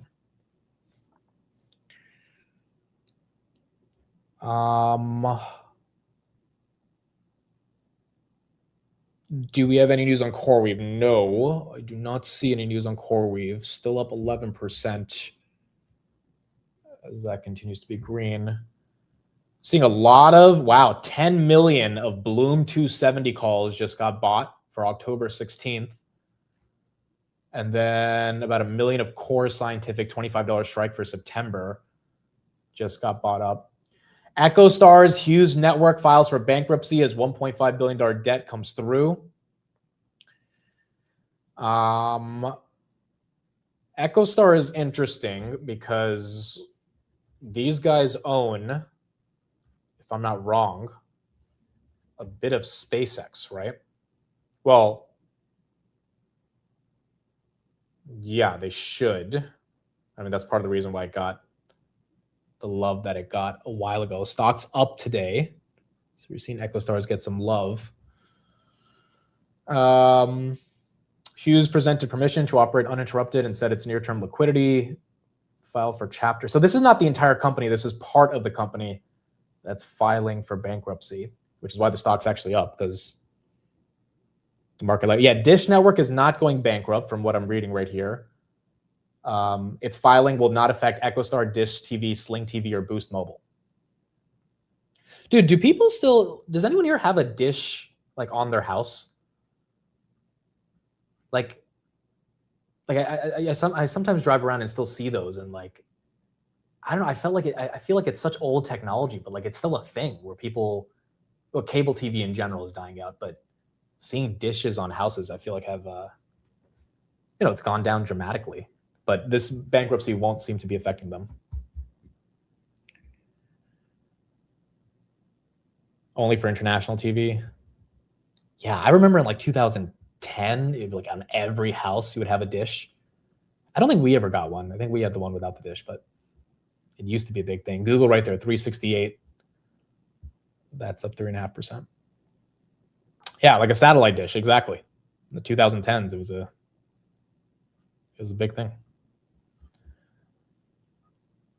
AMD, did we flip green? Oh, we are very close to flipping green. Dude, what if July was the worst of it? What if August we get to actually get back to being a bit more bullish here? Again, maybe that's wishful thinking, but July was very ugly in a lot of areas. Is financials up today? XLF. Yeah, the financials are up. The healthcare names are up. UNH is up. I mean, let's look at the heat map. Let's see if that could be helping.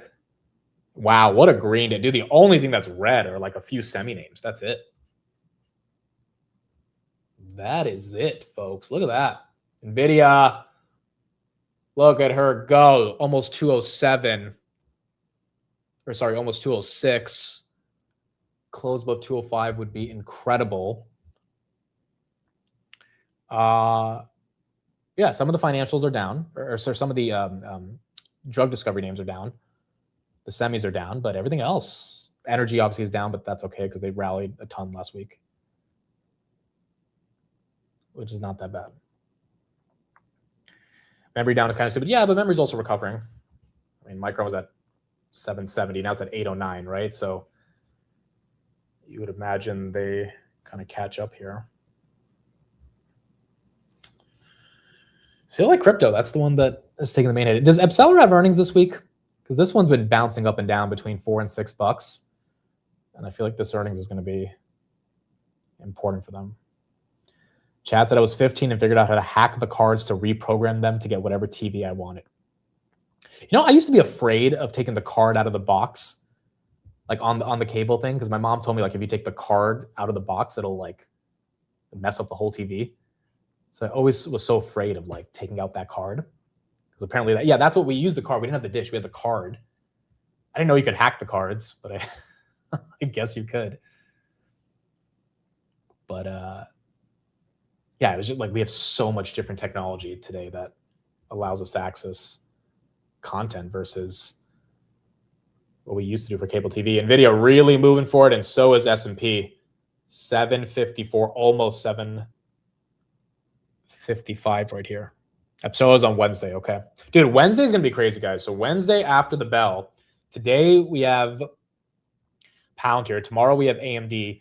Wednesday we have SoundHound, SanDisk, Mercado Libre, Western Digital, SMR, AppLovin, IONQ, Duolingo, Axon, Elf, DoorDash, Figma, Block, Symbotic, eBay, HubSpot, Etsy, Redwire, Appcelera, Sunrun, Viavi, Dave, Bumble, Chime.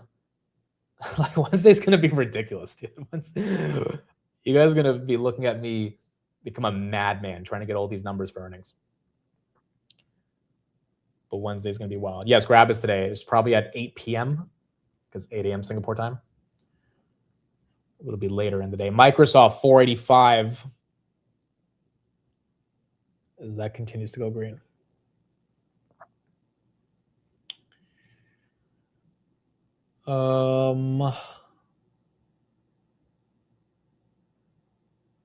Burry is getting hit today. So Burry did go short Micron, the Qs, and NVIDIA again on Friday or Thursday because he said it was a dead cat bounce. I mean, I don't know, man. These names have taken such a big hit already. I was actually shocked that he doubled down. I thought he would have closed it and been like, all right, I shorted Micron at 1,000. It went to 700. That's a good short. But he doubled down. So his argument is that Micron should be back into the 500-600s.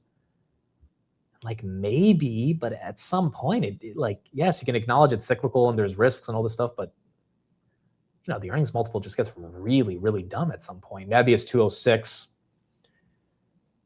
As that continues to break out. Amcor, yes, this also. Wow, Amcor is starting to go a little green, but it's still below 50. I thought it'd be above 50. This one fell from $90 2 weeks ago. This has some recovery for it.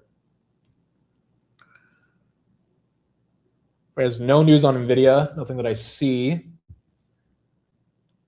But NVIDIA in general should be green if everything else is going green. White House to host AI companies on Tuesday to review an AI framework. As per the information that just came out, Trump administration invited staffers from OpenAI, Google, and Anthropic to the White House on Tuesday. Okay, so this is probably going into the open source versus closed models debate. There's a bunch of reports over the weekend that OpenAI and Anthropic are lobbying pretty aggressively to not ban open source, but effectively not have open source be the de facto model that is welcome in the US. And there is a world where the Trump administration might seriously listen to that because, from their perspective, it's like, oh, China's distilling us and they're competing with us, yada, yada.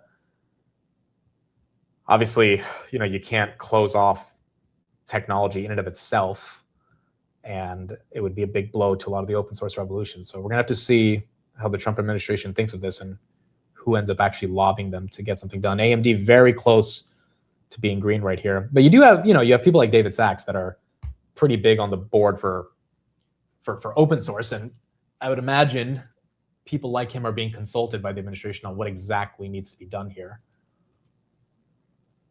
But ultimately, Trump and the Senate will have to decide what they think about these Chinese models. Nebius almost 207, Micron almost 810. Hut 8 does have earnings tomorrow as well. I mean, all your neo clouds getting some love. Is onsemi today? Today is Palantir, Grab, Snapchat. Oh yeah, we do have onsemi. Okay, so on the earnings, we're only going to be covering Palantir because it's a Palantir stream. And Grab doesn't even report for another 4 hours after Palantir, and then On and Snapchat. I don't know how many people care about those, but outside of Palantir, there's nothing else there's Voyager, Whirlpool. Yeah, but really it's going to be Palantir. And I think this will be good because if Palantir can crush earnings, that means the other software companies probably are going to be seen in a better light. Arnie and Amir should be joining me. Maybe Matt, but Arnie and Amir should be joining. Bloom 220. Bloom got to 160 last week on earnings. As that one continues to kind of defy most of those expectations. Again, there's been a lot of short reports written on Bloom. Seems like the sell-off mainly was due to a lot of the liquidation. Leo owned a lot of Bloom. It was like $3-4 billion worth of it. So obviously his position got margin called pretty aggressively. Nebius 208. Look at that 9% day for Nebius and CoreWeave, to be honest. So both of them getting a very nice increase. Where's Oscar? Slightly down. But Oscar's outperformed a lot of different names this year. Do you think ServiceNow can pump if Palantir as well? I think all the software names should be able to get some level of exuberance if Palantir really crushes it. Now, the difference is all the other software names are not growing like Palantir, but the general sentiment around SaaS, I mean, Microsoft potentially, you need companies to prove Again, I don't think the market is dumb enough to keep thinking that software is actually dead because of Anthropic. I think we are stuck in this long semi-short software trade, which we know for a fact was happening because Leopold, which is one of the biggest AI hedge funds, was literally shorting the software names, which means all the people that were following him were doing the exact same thing. Like, it has never been about Anthropic killing Palantir. It's always been about you needed a short, and there's been financial engineering to kind of help the trade happen. So if that trade unwinds, I think the software names are due for a big rebound because a lot of them don't deserve to be at these levels, and they don't need to be arbitrarily shorted by by the fear of a company that is creating a commodity, which is an LLM, that when they go public, I mean, and you look at their numbers, I don't think their numbers are going to be that amazing. Like, yes, ARR growth is good, but like that can't continue in perpetuity, especially if you don't have a new thing that forces the consumption of tokens. Like, we already have agents that are out there. What's the next thing after agents that is going to force all this token consumption and do it in a profitable way when you have all these local models that can, do it for 1/10 of the cost? So it's like, Anthropic's not even scary anymore. Like, I remember in April, Anthropic was like scary, and they were like, oh, are they gonna, like, Anthropic's a joke now. They're important, they're relevant, but scared of Anthropic, scared of Dario for his model that at the end of the day is, I mean, Kimi K3 is as good as Fable 5 in front-end design. We're supposed to be afraid of Anthropic? For what? Like, there's nothing to be afraid about. For what? For being a $1 trillion company that's not profitable? I mean, like, come on. So I think the market will be easily impressed by the software names once the models go public, but it might hurt the model companies. And that's okay, because at some point, value needs to shift.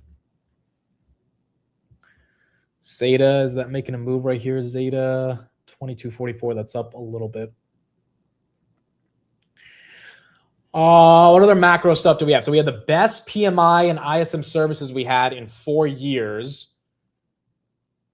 That was green. The Microns and the Sandisks are going the opposite direction of the Kospis of the world. So you're seeing the memory names actually get some love in the face of the South Korean memory names going red. You think Palantir earnings drops the semis? I don't know, dude. Maybe if Palantir pumps and software pumps, the semis get hit. But I think the days of that swinging back and forth of the trade are eventually going to come to an end. I don't think the entire rest of the year is going to be one goes up, the other has to go down. At least I'm hoping. We got Hasset live talking about GDP and some of the numbers from last week. Let's see what he had to say as well. Is going to benefit from all of those new factories and new machines. You're NEC director. Do you ever talk to the Secretary of War or what? I mean, so much depends on what happens in Iran right now. Kevin, is that just not in your sphere? Do you worry about things? I mean, it affects oil prices. The president said to me, I definitely don't want. My biggest fear is to be Herbert Hoover. I don't want the world to get bogged down in a forever war where all the work we've done on the economy side is minimized globally. As you've seen that we've done that. We waived the Jones Act, and now there's like shipping in the U.S. is 4 times what it was before the war because we've got foreign vessels moving domestic fuel around within the U.S. instead of from abroad. Remember, the Asian refineries said we can't ship stuff to the U.S. anymore because of this conflict. And then what we did is we sent it from the Gulf of America instead. We've got something like $100 billion worth of sales of fossil fuels, which are now Americans buying from Americans because we waived the Jones Act. That's the kind of thing that we've done to minimize the price effect for Americans, and we'll continue to do so if necessary. But no, we don't make decisions about what's going to happen in the war. What about the other Kevin? How do you think he's doing? You think he should have raised rates, or do you think he should be giving? I think we should have a Fed meeting every week, but that's just me. and make it a 2-day meeting and have it every week and have them talk. Do we need more or less spoon feeding about what the Fed's going to do? Well, the problem is that our good friend Ben Bernanke came in and said that the Fed needs to be more transparent. And then they started putting up their dots and all these other things to tell us what they were thinking. And then they were so wrong that it actually increased uncertainty because, wait a minute, these guys don't know what they're doing. I'd rather not be transparent if they don't know what they're doing. And I think that what's happened is that all the many, many voices of the Fed, including people that don't know what they're doing, have created this cacophony of confusion. And that, Kevin Warsh has come in and he's fixing it.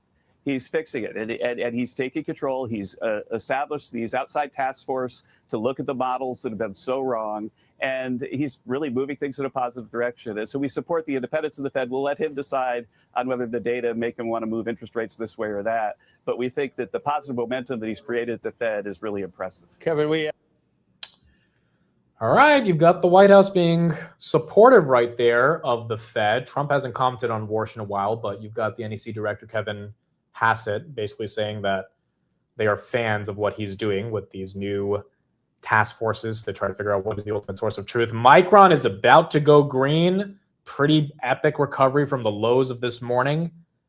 NVIDIA took a very small little bump on its way up to 206, but it looks like it's vehemently holding the 200s now. Software names getting some red candles because you need to make some room for the semis here, but I still think they can both end out green today. Rivian's up a little bit, GE Vernova. That is up as well. Nebius and CoreWeave, massive moves as well here that we're seeing today. BMNR is up a little as Bitcoin also kind of joining the part. Actually, it's about an $800 move on Bitcoin. Let's see if this can break through 64 potentially. DRAM as well. DRAM has now sold a ton of Samsung, and they bought CXMT. So officially, you have exposure to the Chinese memory companies in DRAM. And again, CXMT is getting a freaking 30x multiple, whereas the American names are getting like less than 12 times. But they are getting some love. You like Rocket Lab here? So yes, but the problem is I kind of still think Rocket Lab is stuck in SpaceX's algo. So I just think it's a little tough short term to buy Rocket Lab, expecting like a bounce back to 80, 90. I think it very well could happen, but I mean, if SpaceX actually goes below 100. And the thing is, like, you can't say the ASTS, Lunar, Rocket Lab, Redwire, they're disconnected from SpaceX because they all topped with SpaceX, you know?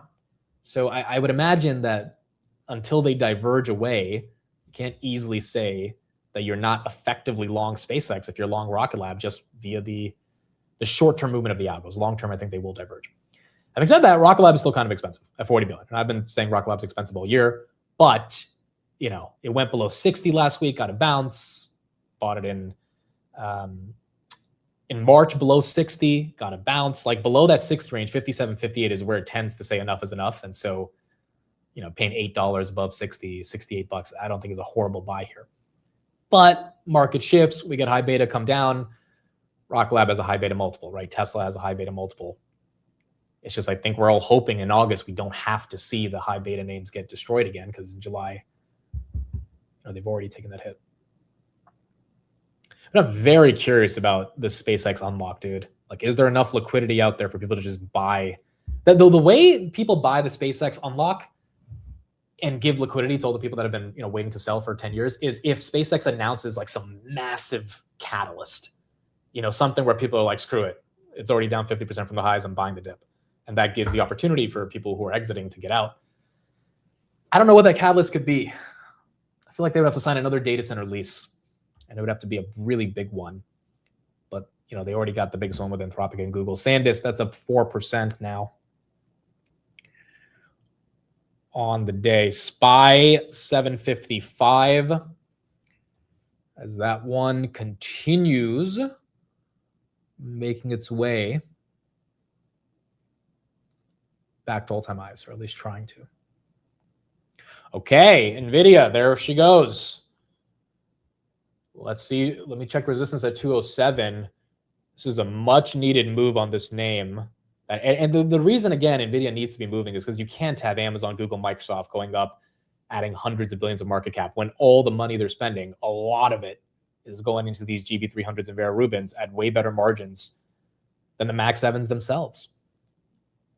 So you would imagine NVIDIA should not be below 200 here. 207 has 40,000 shares. That's nothing.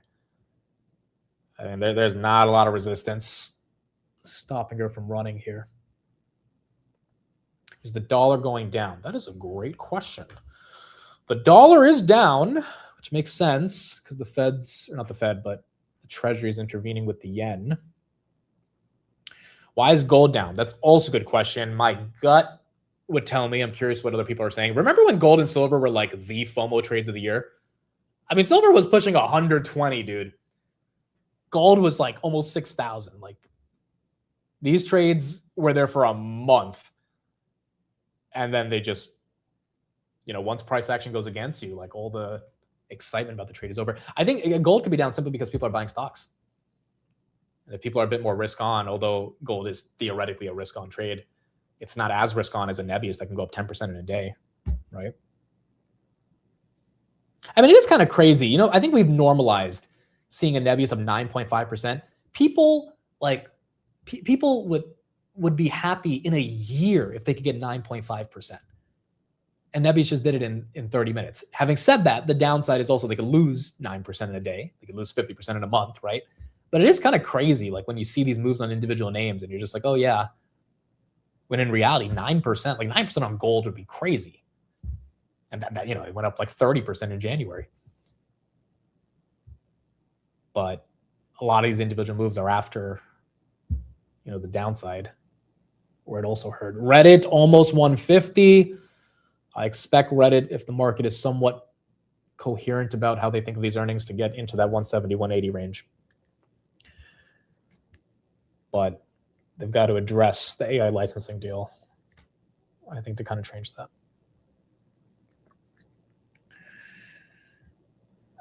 TSM just flipped green as well. That's also important. TSM was at 480 at the top, fell to 368. It's now at 403. And what do you think if oil drops into the 40s and 30s for the next 20 years? Because I think that's what will happen. I don't know if it can go that low because ultimately these oil companies still have to make a profit.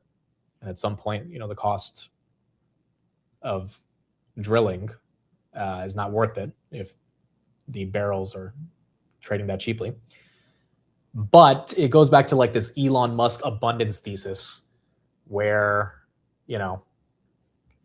money doesn't matter and there's so many goods and services. And as a result of so many goods and services being there, you kind of don't care about the price of oil because, it's in abundance given how much deflation we're effectively going to have, which obviously from a macro political perspective would affect all commodity pricing. I kind of don't know how that world looks like, but this is what Elon said last week about money not mattering. On how then you make money? Because in the end, people are buying your shares because they expect you to make money. Do you sell I'll make another robots? prediction. Money won't matter in 2036. I'm not sure that the people who bought your shares think that money won't matter in 2036. Well, what do you want money for? You want money for goods and services, right? You want money for obviously food, housing, transport, entertainment. Well, if that is so abundant that there's more, that the robots and AI are providing more goods and services than any human could possibly consume, what do you need money for in that case? But you're on how then you make money? Because in the end, people are buying your. I mean, dude, I don't know. 2036 is 10 years away. I don't know if, oil completely or money completely becomes worthless because then, oil, like how do you measure oil if money doesn't matter? Like it has such cascading consequences that it's hard to imagine it. But that's what the richest man in the world thinks could potentially happen. By the way, speaking of the richest man in the world, do you guys know who is the richest man in the world? I'm curious if people know this. Don't look it up. Who is the richest man in the world for a few minutes The guy argues it was for a few days, but if you actually look deeper, it's a few minutes. During the dot-com bubble, who's the richest man in the world? How crazy did things get for this one person to be the richest man in the world during the dot-com bubble? It was not me. I was 3 years old during the dot-com bubble. It was not Larry Ellison. It was not Bezos. I see one person got it right. No one else knows. Well, 2 people got it right. Okay, there's like 3 or 4 people that got it right. Tanner is right. Masa-san, the owner or the CEO of the Vision Fund at SoftBank. SoftBank became a $200 billion company during the dot-com bubble. Masa-san's equity was worth $84 billion. And so for a few minutes during the peak in February of March, Bill Gates was worth less than Masa-san. Then that $200 billion market cap ended up going to $1 billion, and Masa-san's worth went from $86 billion to $600 million over the next 2 years. But there was a few minutes. He argues it was a few days, but if you look at the details, it was more like a few minutes where he actually was the richest man on earth. That's how crazy shit got back in the dot-com bubble. For someone like him who didn't really produce any value, I mean, SoftBank, it wasn't like a tech company or anything. It was just allocating a bunch of capital, but they had so many bets on these tech companies that the thing went up so much. It got destroyed with the dot-com bubble. Now, granted, he made a really good investment in Alibaba, turned 20 million into 20 billion. So obviously he's had some massive wins. But the point is, just imagine some random CEO of some bank that's investing in tech companies right now becoming the richest man in the world, like richer than Elon Musk. That's how crazy the dot-com bubble was versus what we're experiencing right now, especially compared to the multiples. Amazon 285, that's up 5. Google still up 4 as that continues to be green. No, I'm talking about the dot-com bubble, not during the railroad time. During the dot-com bubble, it was Masa-san. And I just couldn't believe he became that. 84 billion. I think his net worth is like 10 billion now, right? What is Masa-san? I thought it was Steve. His net worth today is his net worth is still 75 billion today. Due to a stake in ARM and SoftBank. Oh wow, so he's right back to where he was. 75 billion today is nothing. I mean, it's a measly 75 billion, dude. Elon's pushing 700. Bezos is at 300. We don't really care about 80 billion, but it took him 20 years and he's back. Nebius 212. 212 as that continues to go green. Yeah, it absolutely is a crazy comeback story. And look, he's had some hiccups along the way. WeWork wasn't the best one, but SoftBank's made some really freaking good investments. I think their OpenAI bet, I don't know, 40 billion in OpenAI. I'm a little skeptical. They can't sell it. They need OpenAI to become a $5-6 trillion company because they invested at basically 800 billion. So they're not going to sell it if it goes to $1 trillion. He's taking a real long-term bet on OpenAI. And as important as OpenAI and Anthropic are, I can't get past the idea that these frontier models eventually are not going to make any money. So there's going to have to be another way that they apply the models to make money. And again, even if you're using a mix of open source and frontier models in the enterprise, like Zuckerberg was saying on the call, that's still market share that's leaving OpenAI. So it's where is the actual profitability, long-term coming from? Oracle 137, Shopify at 117. Now, he didn't invest 40 billion in WeWork. I think it was 4 billion. Was it 40 billion? How much did Masa-san invest in WeWork? I don't think it was 40. I think the valuation ended up getting to, they invested 16 billion. The valuation ended up getting to 40 before it collapsed. So they lost around 16. But it is what it is. That one didn't work out. They had a bunch of others that did. Micron 823. Okay, officially goes green. Officially goes green right here. That's embarrassing. I don't know if people survive with anything less than 100 billion. Yeah, it's like less than 100 billion. It's not enough to live. NVIDIA, she wants the breakout. Took a very small red candle to 205, right back to 206.30. Nebius moving with it. CoreWeave moving with it. Micron moving with it. DRAM just flipped green. SpaceX flipped green.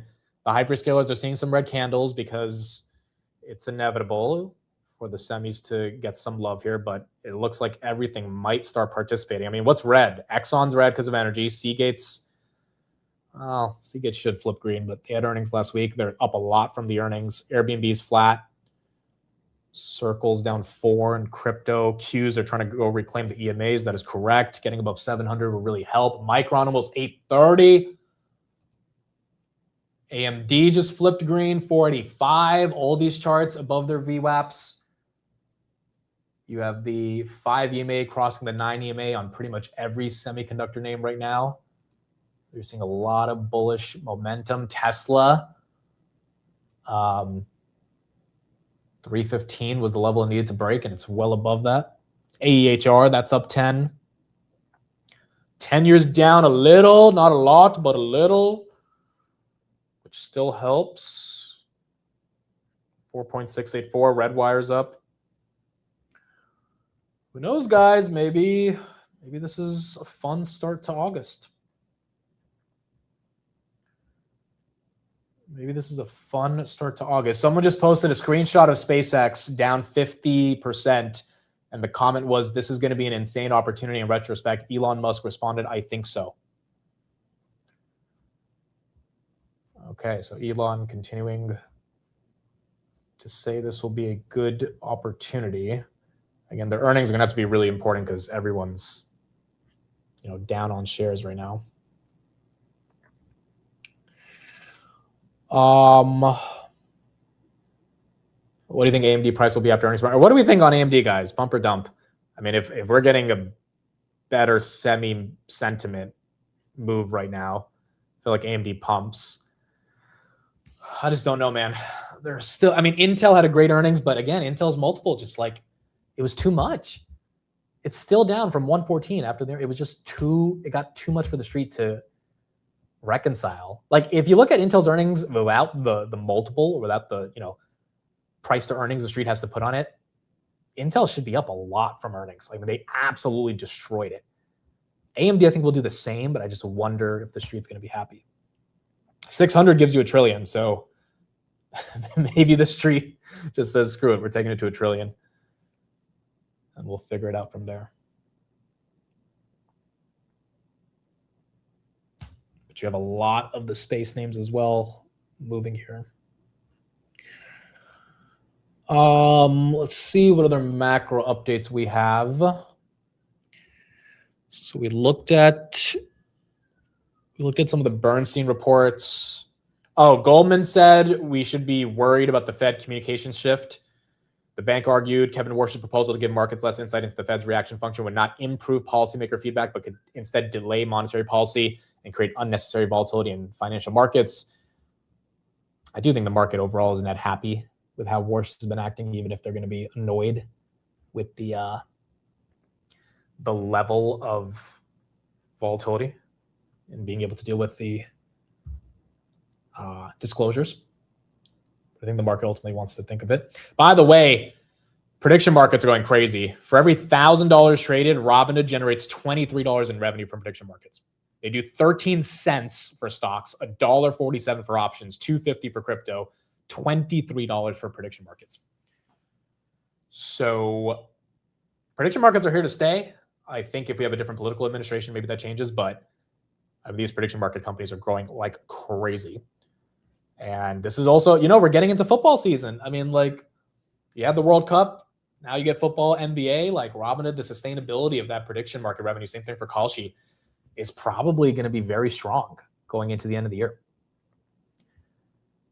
And that could be important for them. Rocket Lab 69, you just got that love for Rocket Lab. Joanne says, what do you think about NVIDIA earnings? I think NVIDIA will undoubtedly crush. There's no way they can't. I think we'll probably see 95 to 100% year-over-year growth. What do we think NVIDIA is by end of year? Put your price target end of year for NVIDIA. I still think it's going to be tough for it to see 250, even though I think it deserves to. But I don't know. I'm more in that 230, 235 camp. Like, I think it could touch 250 and then it'll take a sell-off. And then, I don't think it's going above 275 or anything like that. But I think that 230 range which is a big move from here. 230 would be adding how much market cap? We're talking about effectively another $500 billion in market cap by the end of the year, which again, I think should happen given their multiple, but whatever different headwinds we have to deal with as a market, NVIDIA is subject to that. I see a lot of people saying 240 to 250. Wouldn't mind that. I would not mind that. Tesla 321, SPY, high of the day. Where's Cerebras? That should be moving today as well, right? Yep, that's up 5%. That went below the IPO price for a while. Paul says if MI 450 revenue starts to show in the guide, that stock will explode up. Server CPU demand will only carry it so far. I think that's a fair point. I think the server CPU story for AMD is also kind of priced in, given the multiple. Like, that was the story when it was at 350, and that story is now known. Same thing for Intel. That story is now known, right? Intel's still negative on the foundry revenue. If they went positive on that, I think Intel will be like 120 right now. But that part of the business is still, facing some pressure, even though they're navigating it correctly. So I do think AMD is going to need to have a little bit more of a GPU catalyst. Do you think Palantir pumps are dumped tonight? I don't know. I look, I think the number is going to be exceptional. So I think it will have a pump. Will it sustain that pump? I really don't know, guys. It's been 3 quarters in a row where they've had a pump, and then the next day it's just over with. Or in the after hours, it gets, last one they pumped to 150, then they got dumped. The one before that got to 165, then they got dumped. So I don't know. Maybe this is the one where things change. But I'm very confident the numbers will be exceptional. This is the only company actually really delivering enterprise value and growing. They're growing 80%, bro. Not a small base. It's not like they're going from 100 million to 300 million. Like, they're going from $1 billion to $2 billion. Like, in a year, they're going to be doing half of ServiceNow's revenue. And then in 2 years, they keep the growth rate up. They're going to be getting close to almost all of it. With the best margins in SaaS.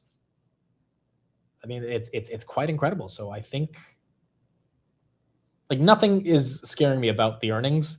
I just don't know how the stock will react. It's not one of those quarters where you're concerned that the numbers might not be good. Same thing for NVIDIA, right? The numbers are going to be great. Hyperscalers basically told you that. But will the street react?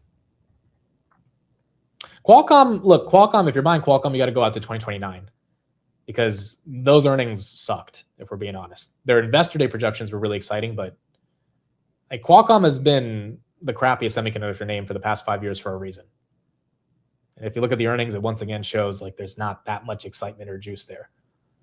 So this thing getting to 250 was peak toppiness. And I felt it at the time. It was okay, this is getting kind of dumb. But then, you can't argue with the market, and it makes you think the market's right. And then you realize, no, Qualcomm does not have the numbers to actually, just like Marvell, didn't have the numbers to command a 330 price. It made no sense. But 2029, their numbers look a lot better. And so if you look at it from that perspective and ignore the cell phone, smartphone, Snapdragon part of the business that's not growing that much because those sales might not have bottomed yet, that's where Qualcomm looks attractive. It's just right now, the market's not excited about it. Could Meta prediction markets be massive? I don't think Meta's actually going to try to get into prediction markets, honestly. I think Zucks is throwing stuff at the wall and seeing what could work. They have so many people, so I think that's why they're interested in it. I don't actually think they're going to get into gambling. If they do, I would be shocked. There's so many other things they could be going after versus prediction markets. But Meta does this a lot, dude. Meta went after Clubhouse, the audio app, 5 years ago. They never actually ended up making it into a thing. They go after a lot of categories. Many of those products don't really see the light. Amazon 284. Kramer just said to buy Amazon. So we're gonna have to hope Amazon survives this. But Kramer just said to buy it. Amazon right there, 284. Threads, Threads is doing great. but I don't think the street cares about Threads. That's the issue. Even though Threads is, I mean, I tried using it the other day. Threads is really, it's not my thing, but like they have, 500 million people every month using this thing. So people do like it. Yeah, dude, even Camilo's, now Camilo's nervous about Amazon. Oh, man. We're going to see if Amazon can get through this. SoFi is at least above 17, which is good. Nvidia back to 5 trillion. Market caps, Nvidia, Googs, Apple, Microsoft, Amazon. Those are your top 5. Amazon officially at 3 trillion.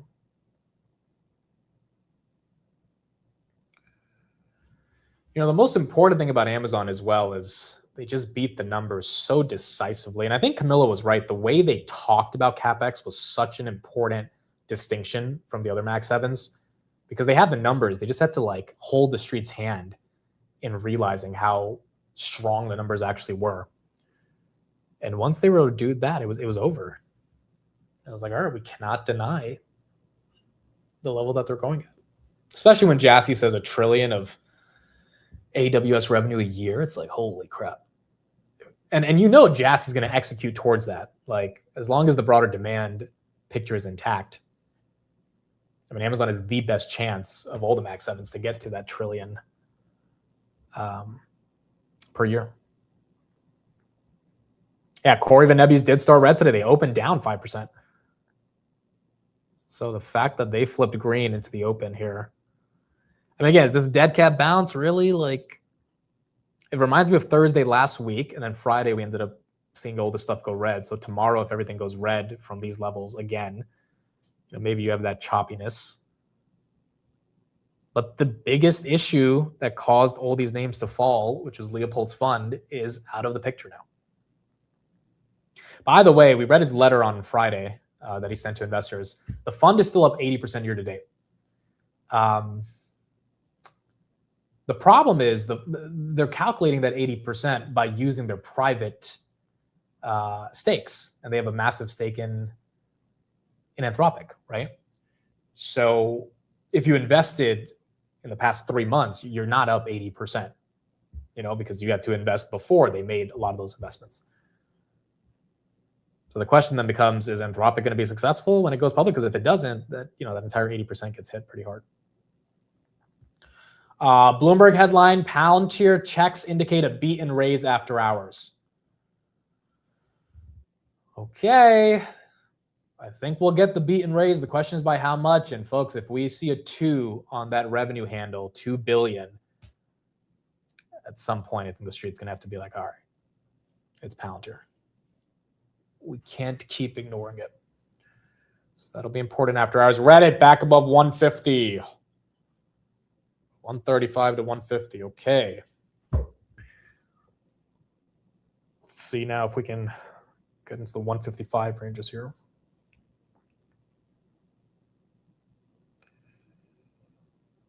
What is the new Robinhood Ventures Fund? They're coming out with a 3rd Ventures Fund. They're probably going to be investing in new private companies. They already have the flagship one with SpaceX, OpenAI, Canva, all that stuff. Wow, NVIDIA's really going for it. 207, 3 cents away. There it is. There it is. NVIDIA to me is kind of a check on the entire market's bullish sentiment. Like you need this one to participate at scale, and it's definitely doing that. But yeah, that new venture fund, I think we'll just have stakes in other smaller companies.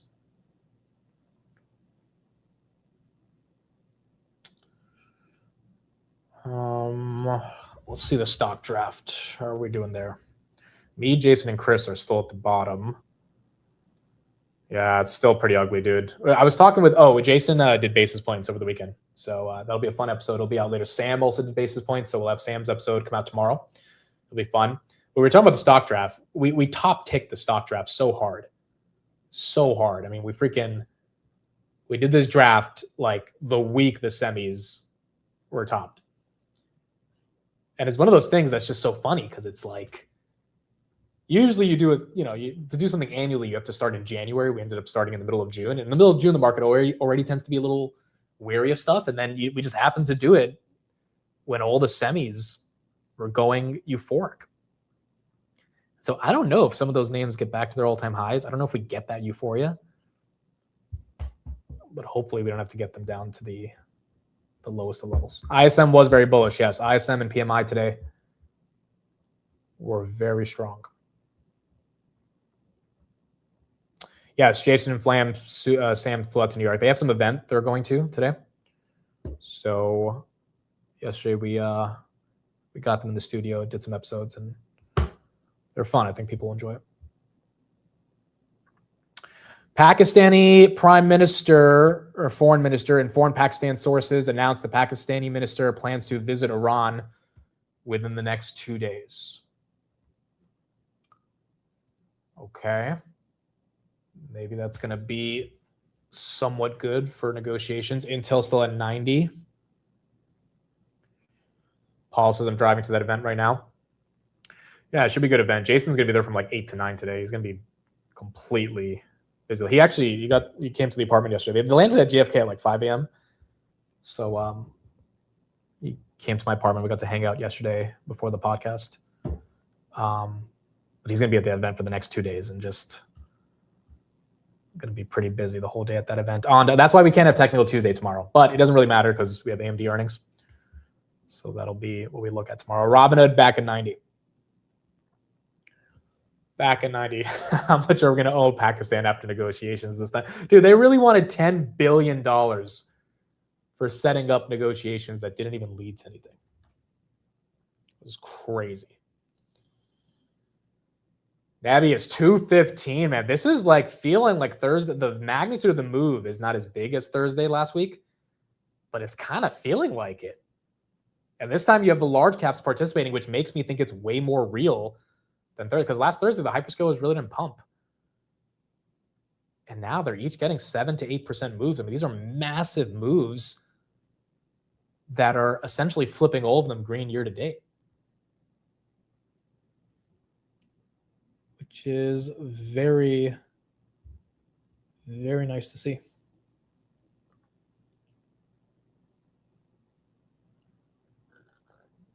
Amit,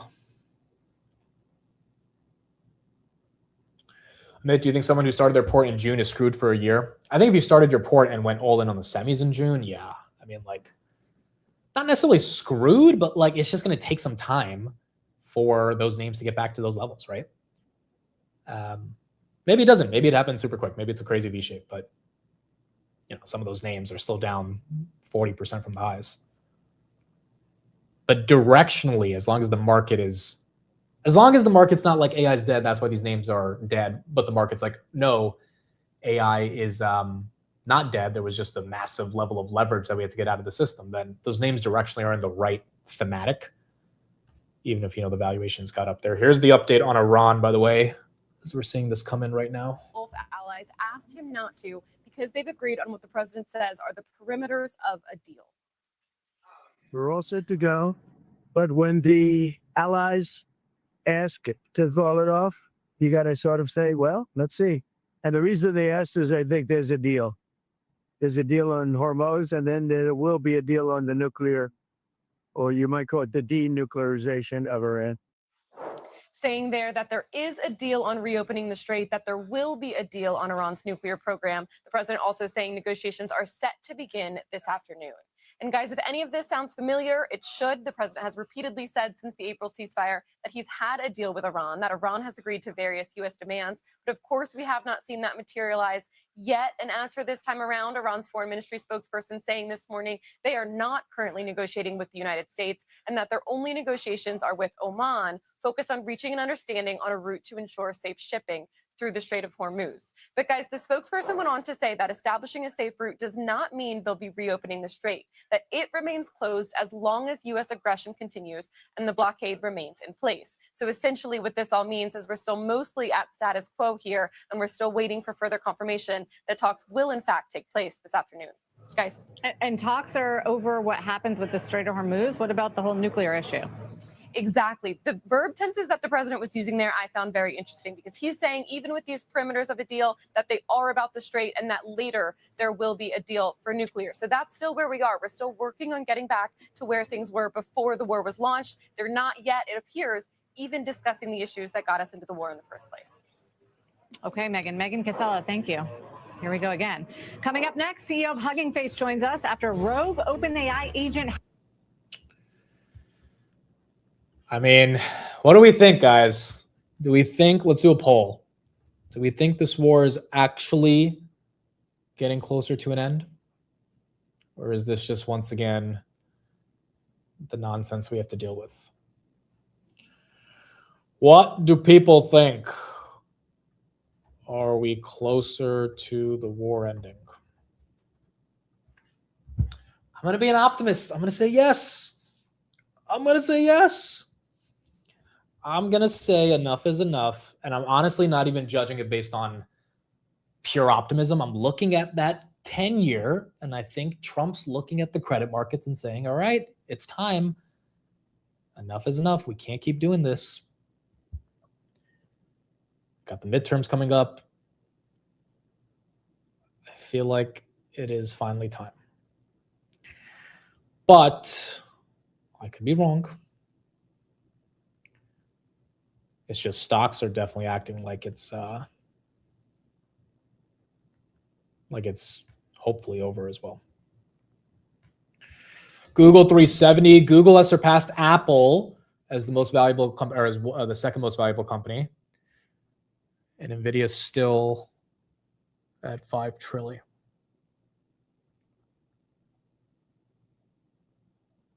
Iran doesn't care about the 10-year, yeah, but the U.S. does, right? Look, here's the thing. If Iran knows that the U.S. is in a really messed up situation and they continue to want to attack, the only way to cause more havoc and instability and all that stuff, the only way the U.S. gets them to the table is by the U.S. capitulating. So either the United States gives more sanction release or unfreezes their assets or whatever the U.S. has to do. The U.S. has to cry uncle effectively if Iran doesn't actually feel threatened by geopolitical conditions inside the United States. So the way Trump is going to frame it is as if Iran cried uncle and they capitulated. It's going to be a game of charades of both leaders trying to convince their countries that they're the ones who won the game. But the point is, if enough is enough, then maybe it's time. Because if the Iranians don't want to listen to any negotiation that doesn't lead to something that explicitly benefits them, and the U.S. knows that our 10-year, our credit markets cannot keep supporting a war, and the Iranians are fine with continuing to fight because they don't give a shit, right? Iran's inflation is Iran's like in hyperinflation. They don't care about anything.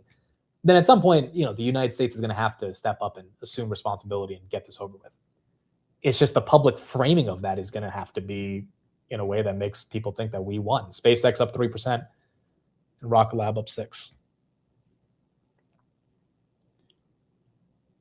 But Trump's also, putting on the tough guy hat where it's like, I'm going to bomb them every other day. And I think Iran loves that. Iran loves that he gets that aggressive because then that gives them the justification to fight back. And I think over the weekend, he finally realized we can't continue to be that aggressive because the market's just not going to be able to handle it. Shopify right there, that's up a little bit. And then Oracle slightly down, but still green from the lows. CoreWeave, wow, 14%, man. What a move today. What an absolute move you're seeing on this one. What do you think about Shopify? I think they're going to crush earnings. They grew GMV the fastest in 5 years at 32%. I think they have earnings this week on Wednesday. I think they'll be fine. I don't know how the stock's going to react, but it's down from 150. I would imagine that 130 range, 135 is not crazy. It was at 130 on Friday. But long term, it's Shopify's not that scary of a company to bet on. SoFi also 14 to 17.40. Pretty nice move from that earnings dump. I mean, pretty much everything, folks, is going green. Micron just went red by $1. Broadcom is almost green. This one was stuck all day. Nebius up 12.5. I mean, everything. Wix, that was down 10% last week. That one has flipped up. Hood's up. You got a bunch of these names that are making their move.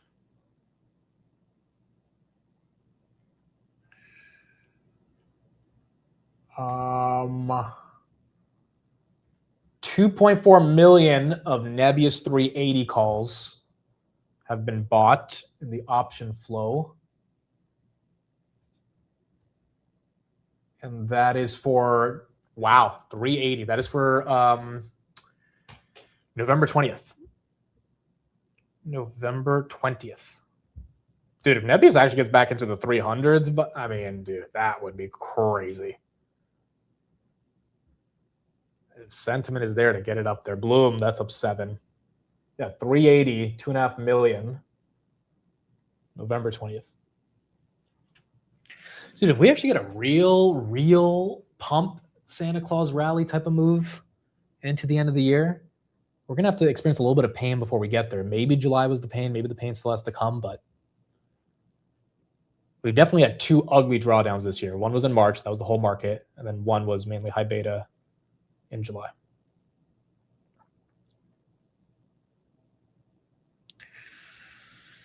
Do you think software is dissociated from semis? Not yet, but I think it's getting closer.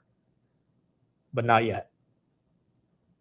I think by the end of the year, it will be more apparent. AXTI, that's up 14%, other photonics play. But it's still, still if Anthropic comes out with some new model or something and the street freaks out again, like it's still one of those things where I just think it would be dip buy. I mean, like every time Anthropic does some of this shit, buying the dip on software this year has worked out. Like the absolute lows, it's worked. It's just, they've still underperformed buying into strength on the semis, which is why people think the software names still have a lot more room to run. What did you guys say in the poll? 61% of you say no, we are not closer to the war ending.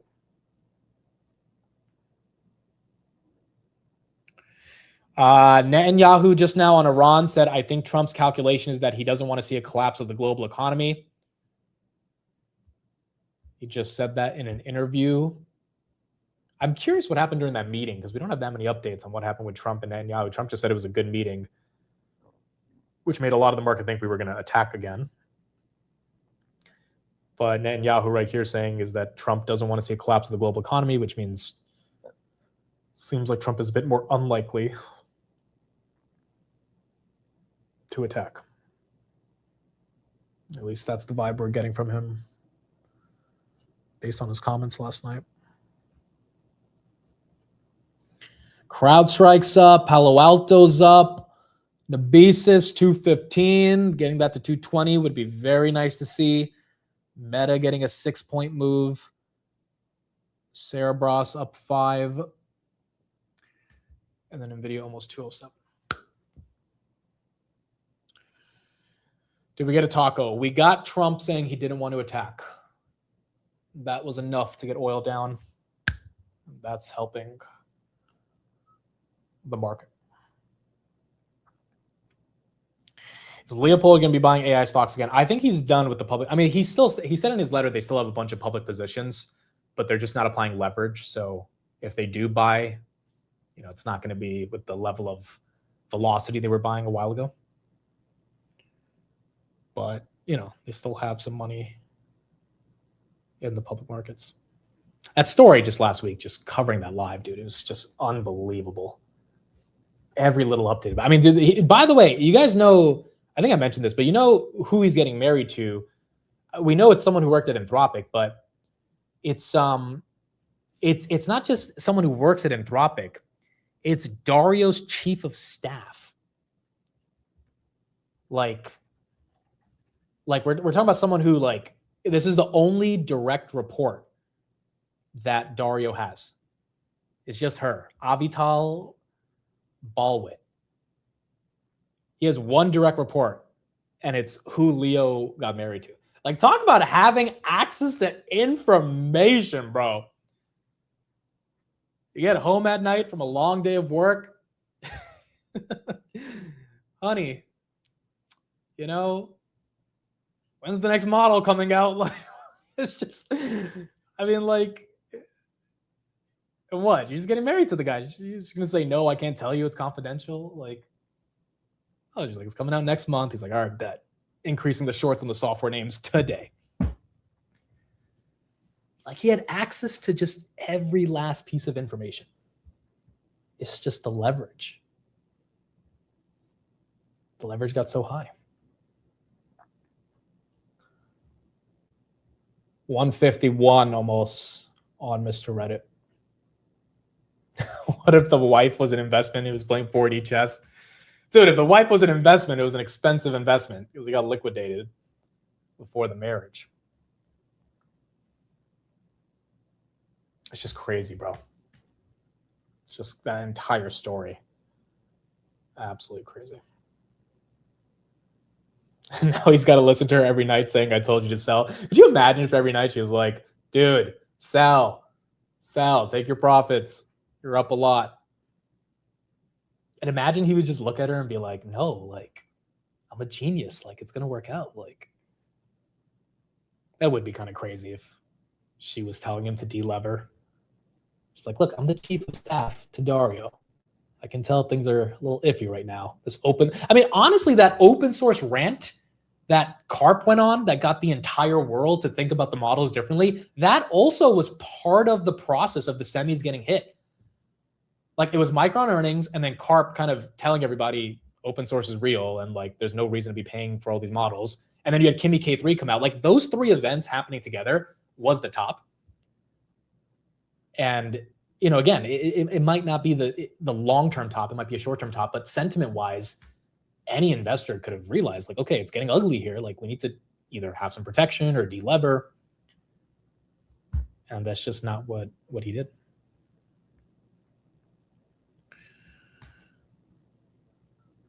Jersey Mike's, that one is still up 4% from the IPO, and then Roblox, that up 3% as well. All right, guys, overall a good day. I mean, the main headlines here were oil coming down, and there's not really a semiconductor headline. It just feels like a more broader pump based on the hyperscalers doing what they need to do. We've got pound earnings after the bell, but the neo clouds loving it. Large caps are really loving it. Nebius and CoreWeave absolutely loving it. NVIDIA right there making a nice move. Software names not as high as they were in the morning, but still pretty green for the day. SanDisk up 3 after being down 5. Like many of these names recovering from their intraday lows. HIM's up 9, even though they're getting sued from last week. So I think SpaceX, like you're just seeing the algos buy up everything at this point, as it's one of those hopefully green days throughout the rest of the day.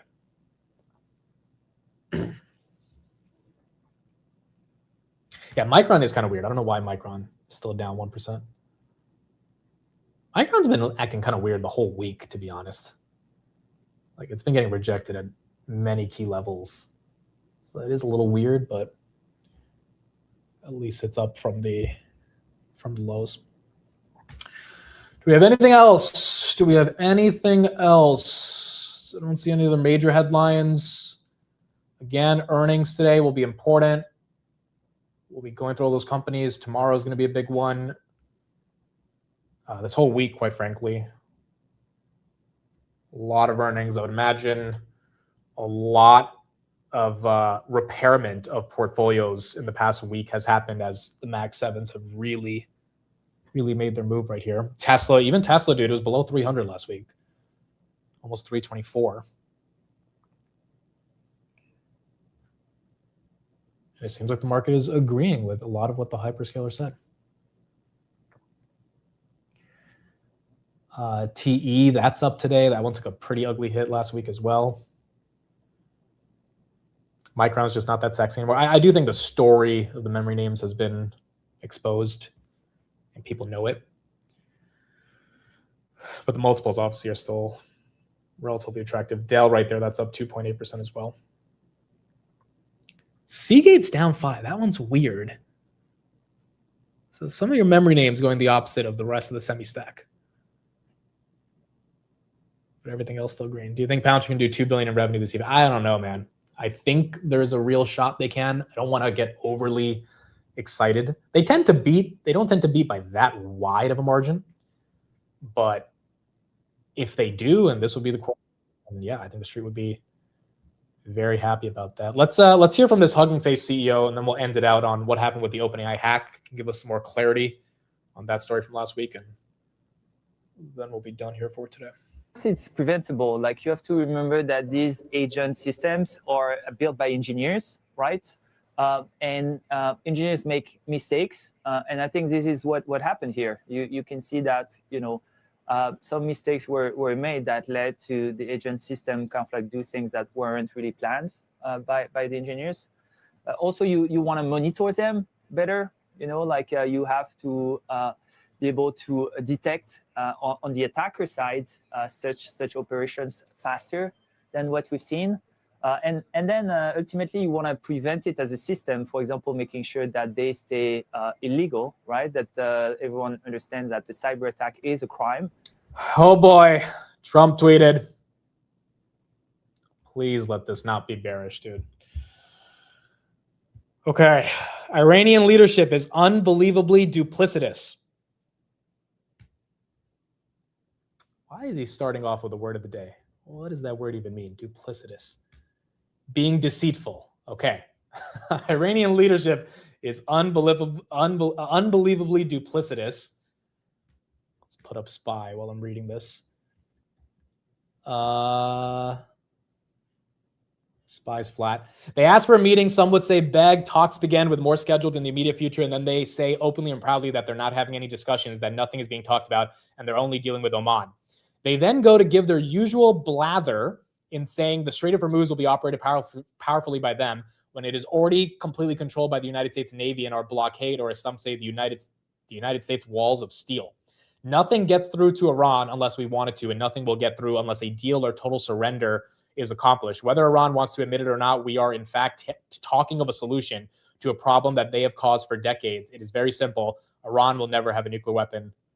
Thank you for your attention to this matter. Okay, so this is one of those tweets where Trump is trying to reframe the media narrative, because we talked about early in the morning, Iran came out and said, we're not talking to the US, even though Trump last night explicitly said we're not going to attack them the hardest since World War II, because we've started talking to them. NVIDIA getting some red candles right there. But I think Trump is now upset that the media is running with this argument that Iran basically is accusing the US of lying. And I actually think Trump is right about this. I actually do think they're talking. It's just the IRGC doesn't want to make it seem like they're talking, because obviously that would give up some of their leverage. And so this is not necessarily a bearish tweet. It's more so Trump saying, look, the Iranians can say whatever they want, but they obviously know that we're talking. It is definitely different from his super, alpha macho tweets from last week, where he was saying, I don't care if we're talking or not, I'm going to bomb the shit out of them. Now he's like, no, we are talking. Like, they know we're talking. They might not say we're talking, but we are talking. It's him kind of admitting that, like, we want to negotiate. We are negotiating. Even if they say we're not, it is indeed happening, which is a full 180 from, I don't care what they say, I'm going to bomb the hell out of them. Which I actually think is bullish. And the reason it's bullish is because it's Trump capitulating. It's Trump effectively reading between the lines, saying, like, look, I want to get a deal. And at some point, he's going to have to give up enough leverage or give up enough frozen assets or enough sanctions relief or whatever the hell the Iranians want to get that deal to happen. And as long as the Iranians give him the appearance of saying that they've completely gotten rid of their nuclear weapons program and they're opening the Strait of Hormuz, I think that's going to be the deal, even if practically that might not be exactly what happens. But nonetheless, a tweet like this will spike up oil. Oil, yep, there you go, 78 to 79. And then it will give some red candles on the SPY. There's that red candle right there. Very small candle, still up 1% on the day. Nebius was at what, 215? Nebius 211 again. Micron. That Trump tweet took it down $15. But there you go, 830 to 804. The Trump tweet will do that. But I don't think this tweet is actually bearish. I don't actually think this tweet is bearish. I think literally, if you like read between the lines, Trump is saying he's upset that the Iranians are saying we're not talking, which means he's trying to tell the market we are talking. The gut reaction to the tweet is like bearish, because that's how the market always reacts. But I think intrinsically what it proves is that there is a conversation that's happening. Hopefully that conversation results in something positive. But nothing in this tweet is saying he's going to bomb the hell out of them or he's going to burn the power plants or anything. It's actually him admitting that he wants to have a conversation. So hopefully that's how the market corresponds with that as well. The tweet means it continues the war and there's no conversation. That is not what the tweet means. The tweet means that he's upset Iran keeps saying that they're not having a conversation. But they are having a conversation. Look at this. Whether Iran wants to admit it or not, we are in fact talking of a solution to a problem that they have caused for decades. Whether Iran wants to admit it or not, we are in fact talking of a solution. He's literally talking about a solution. His tweet is all about the solution. He's just upset that Iran doesn't want to acknowledge it, probably because his ego is hurt and probably because he doesn't like, how Iran's manipulating the media. And I think he's right. I think Iran is lying that they are talking. Now, maybe they don't have the upper hand in those conversations. Maybe Iran has more leverage here. I don't know, but it does feel like they're talking, and the tweet is implying that they're talking, which to me feels more bullish, but who knows? We're going to have to see what ends up happening. He's talking with himself. Oh, boy. We will find out. I think we'll find out pretty soon, man. I think in the next couple of days, if not next few weeks, but hopefully not next few months, this situation has to be brought on. Time will tell. Time will tell. We got a bunch of earnings this week. We need those earnings to do well. We need oil to keep coming down. We need some level of a ceasefire to be in place officially, and then we'll obviously have the markets react. By the way, the market's not even down on that news. Look at this.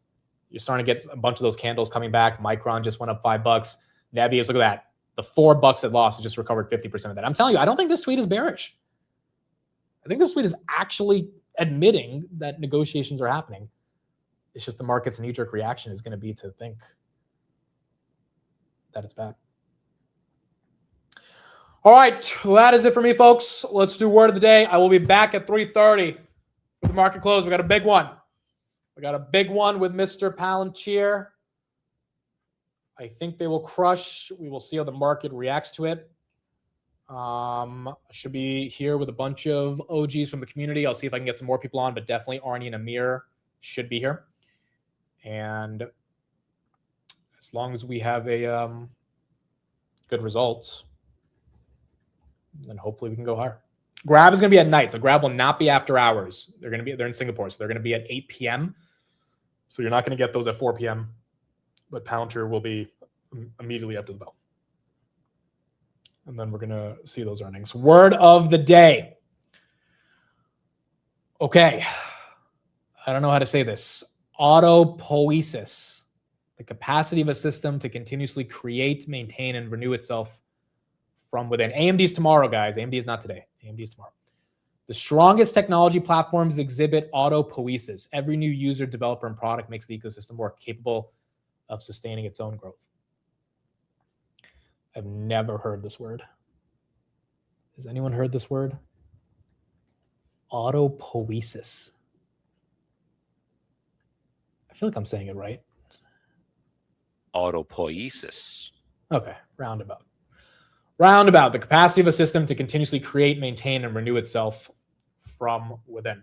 We're going to see if this market can maintain its structure that it had before July. And hopefully we started August on a much friendlier note. S&P 500, again, NVIDIA doing great today, back up to 207. S&P 500, 755, literally $2 away from all-time highs. And hoping we can keep that as we get towards the end of the day. All right. Thank you, everybody. Appreciate you all. I will see you guys 3:30 on the market close. Got Palantir earnings, and we will see where it goes from there. Obviously, I think this is like my 20th earnings covering Palantir, so it's going to be an exciting one. A lot more people on the journey than were there in 2022 when there was like 300 of us on these live streams covering Palantir, but this will be a big one, and I think we'll get some good numbers, and then hopefully the street reacts in a more positive way. All right. Thank you, everybody. We'll see you guys in a few hours. Bye, everyone. Have a good one.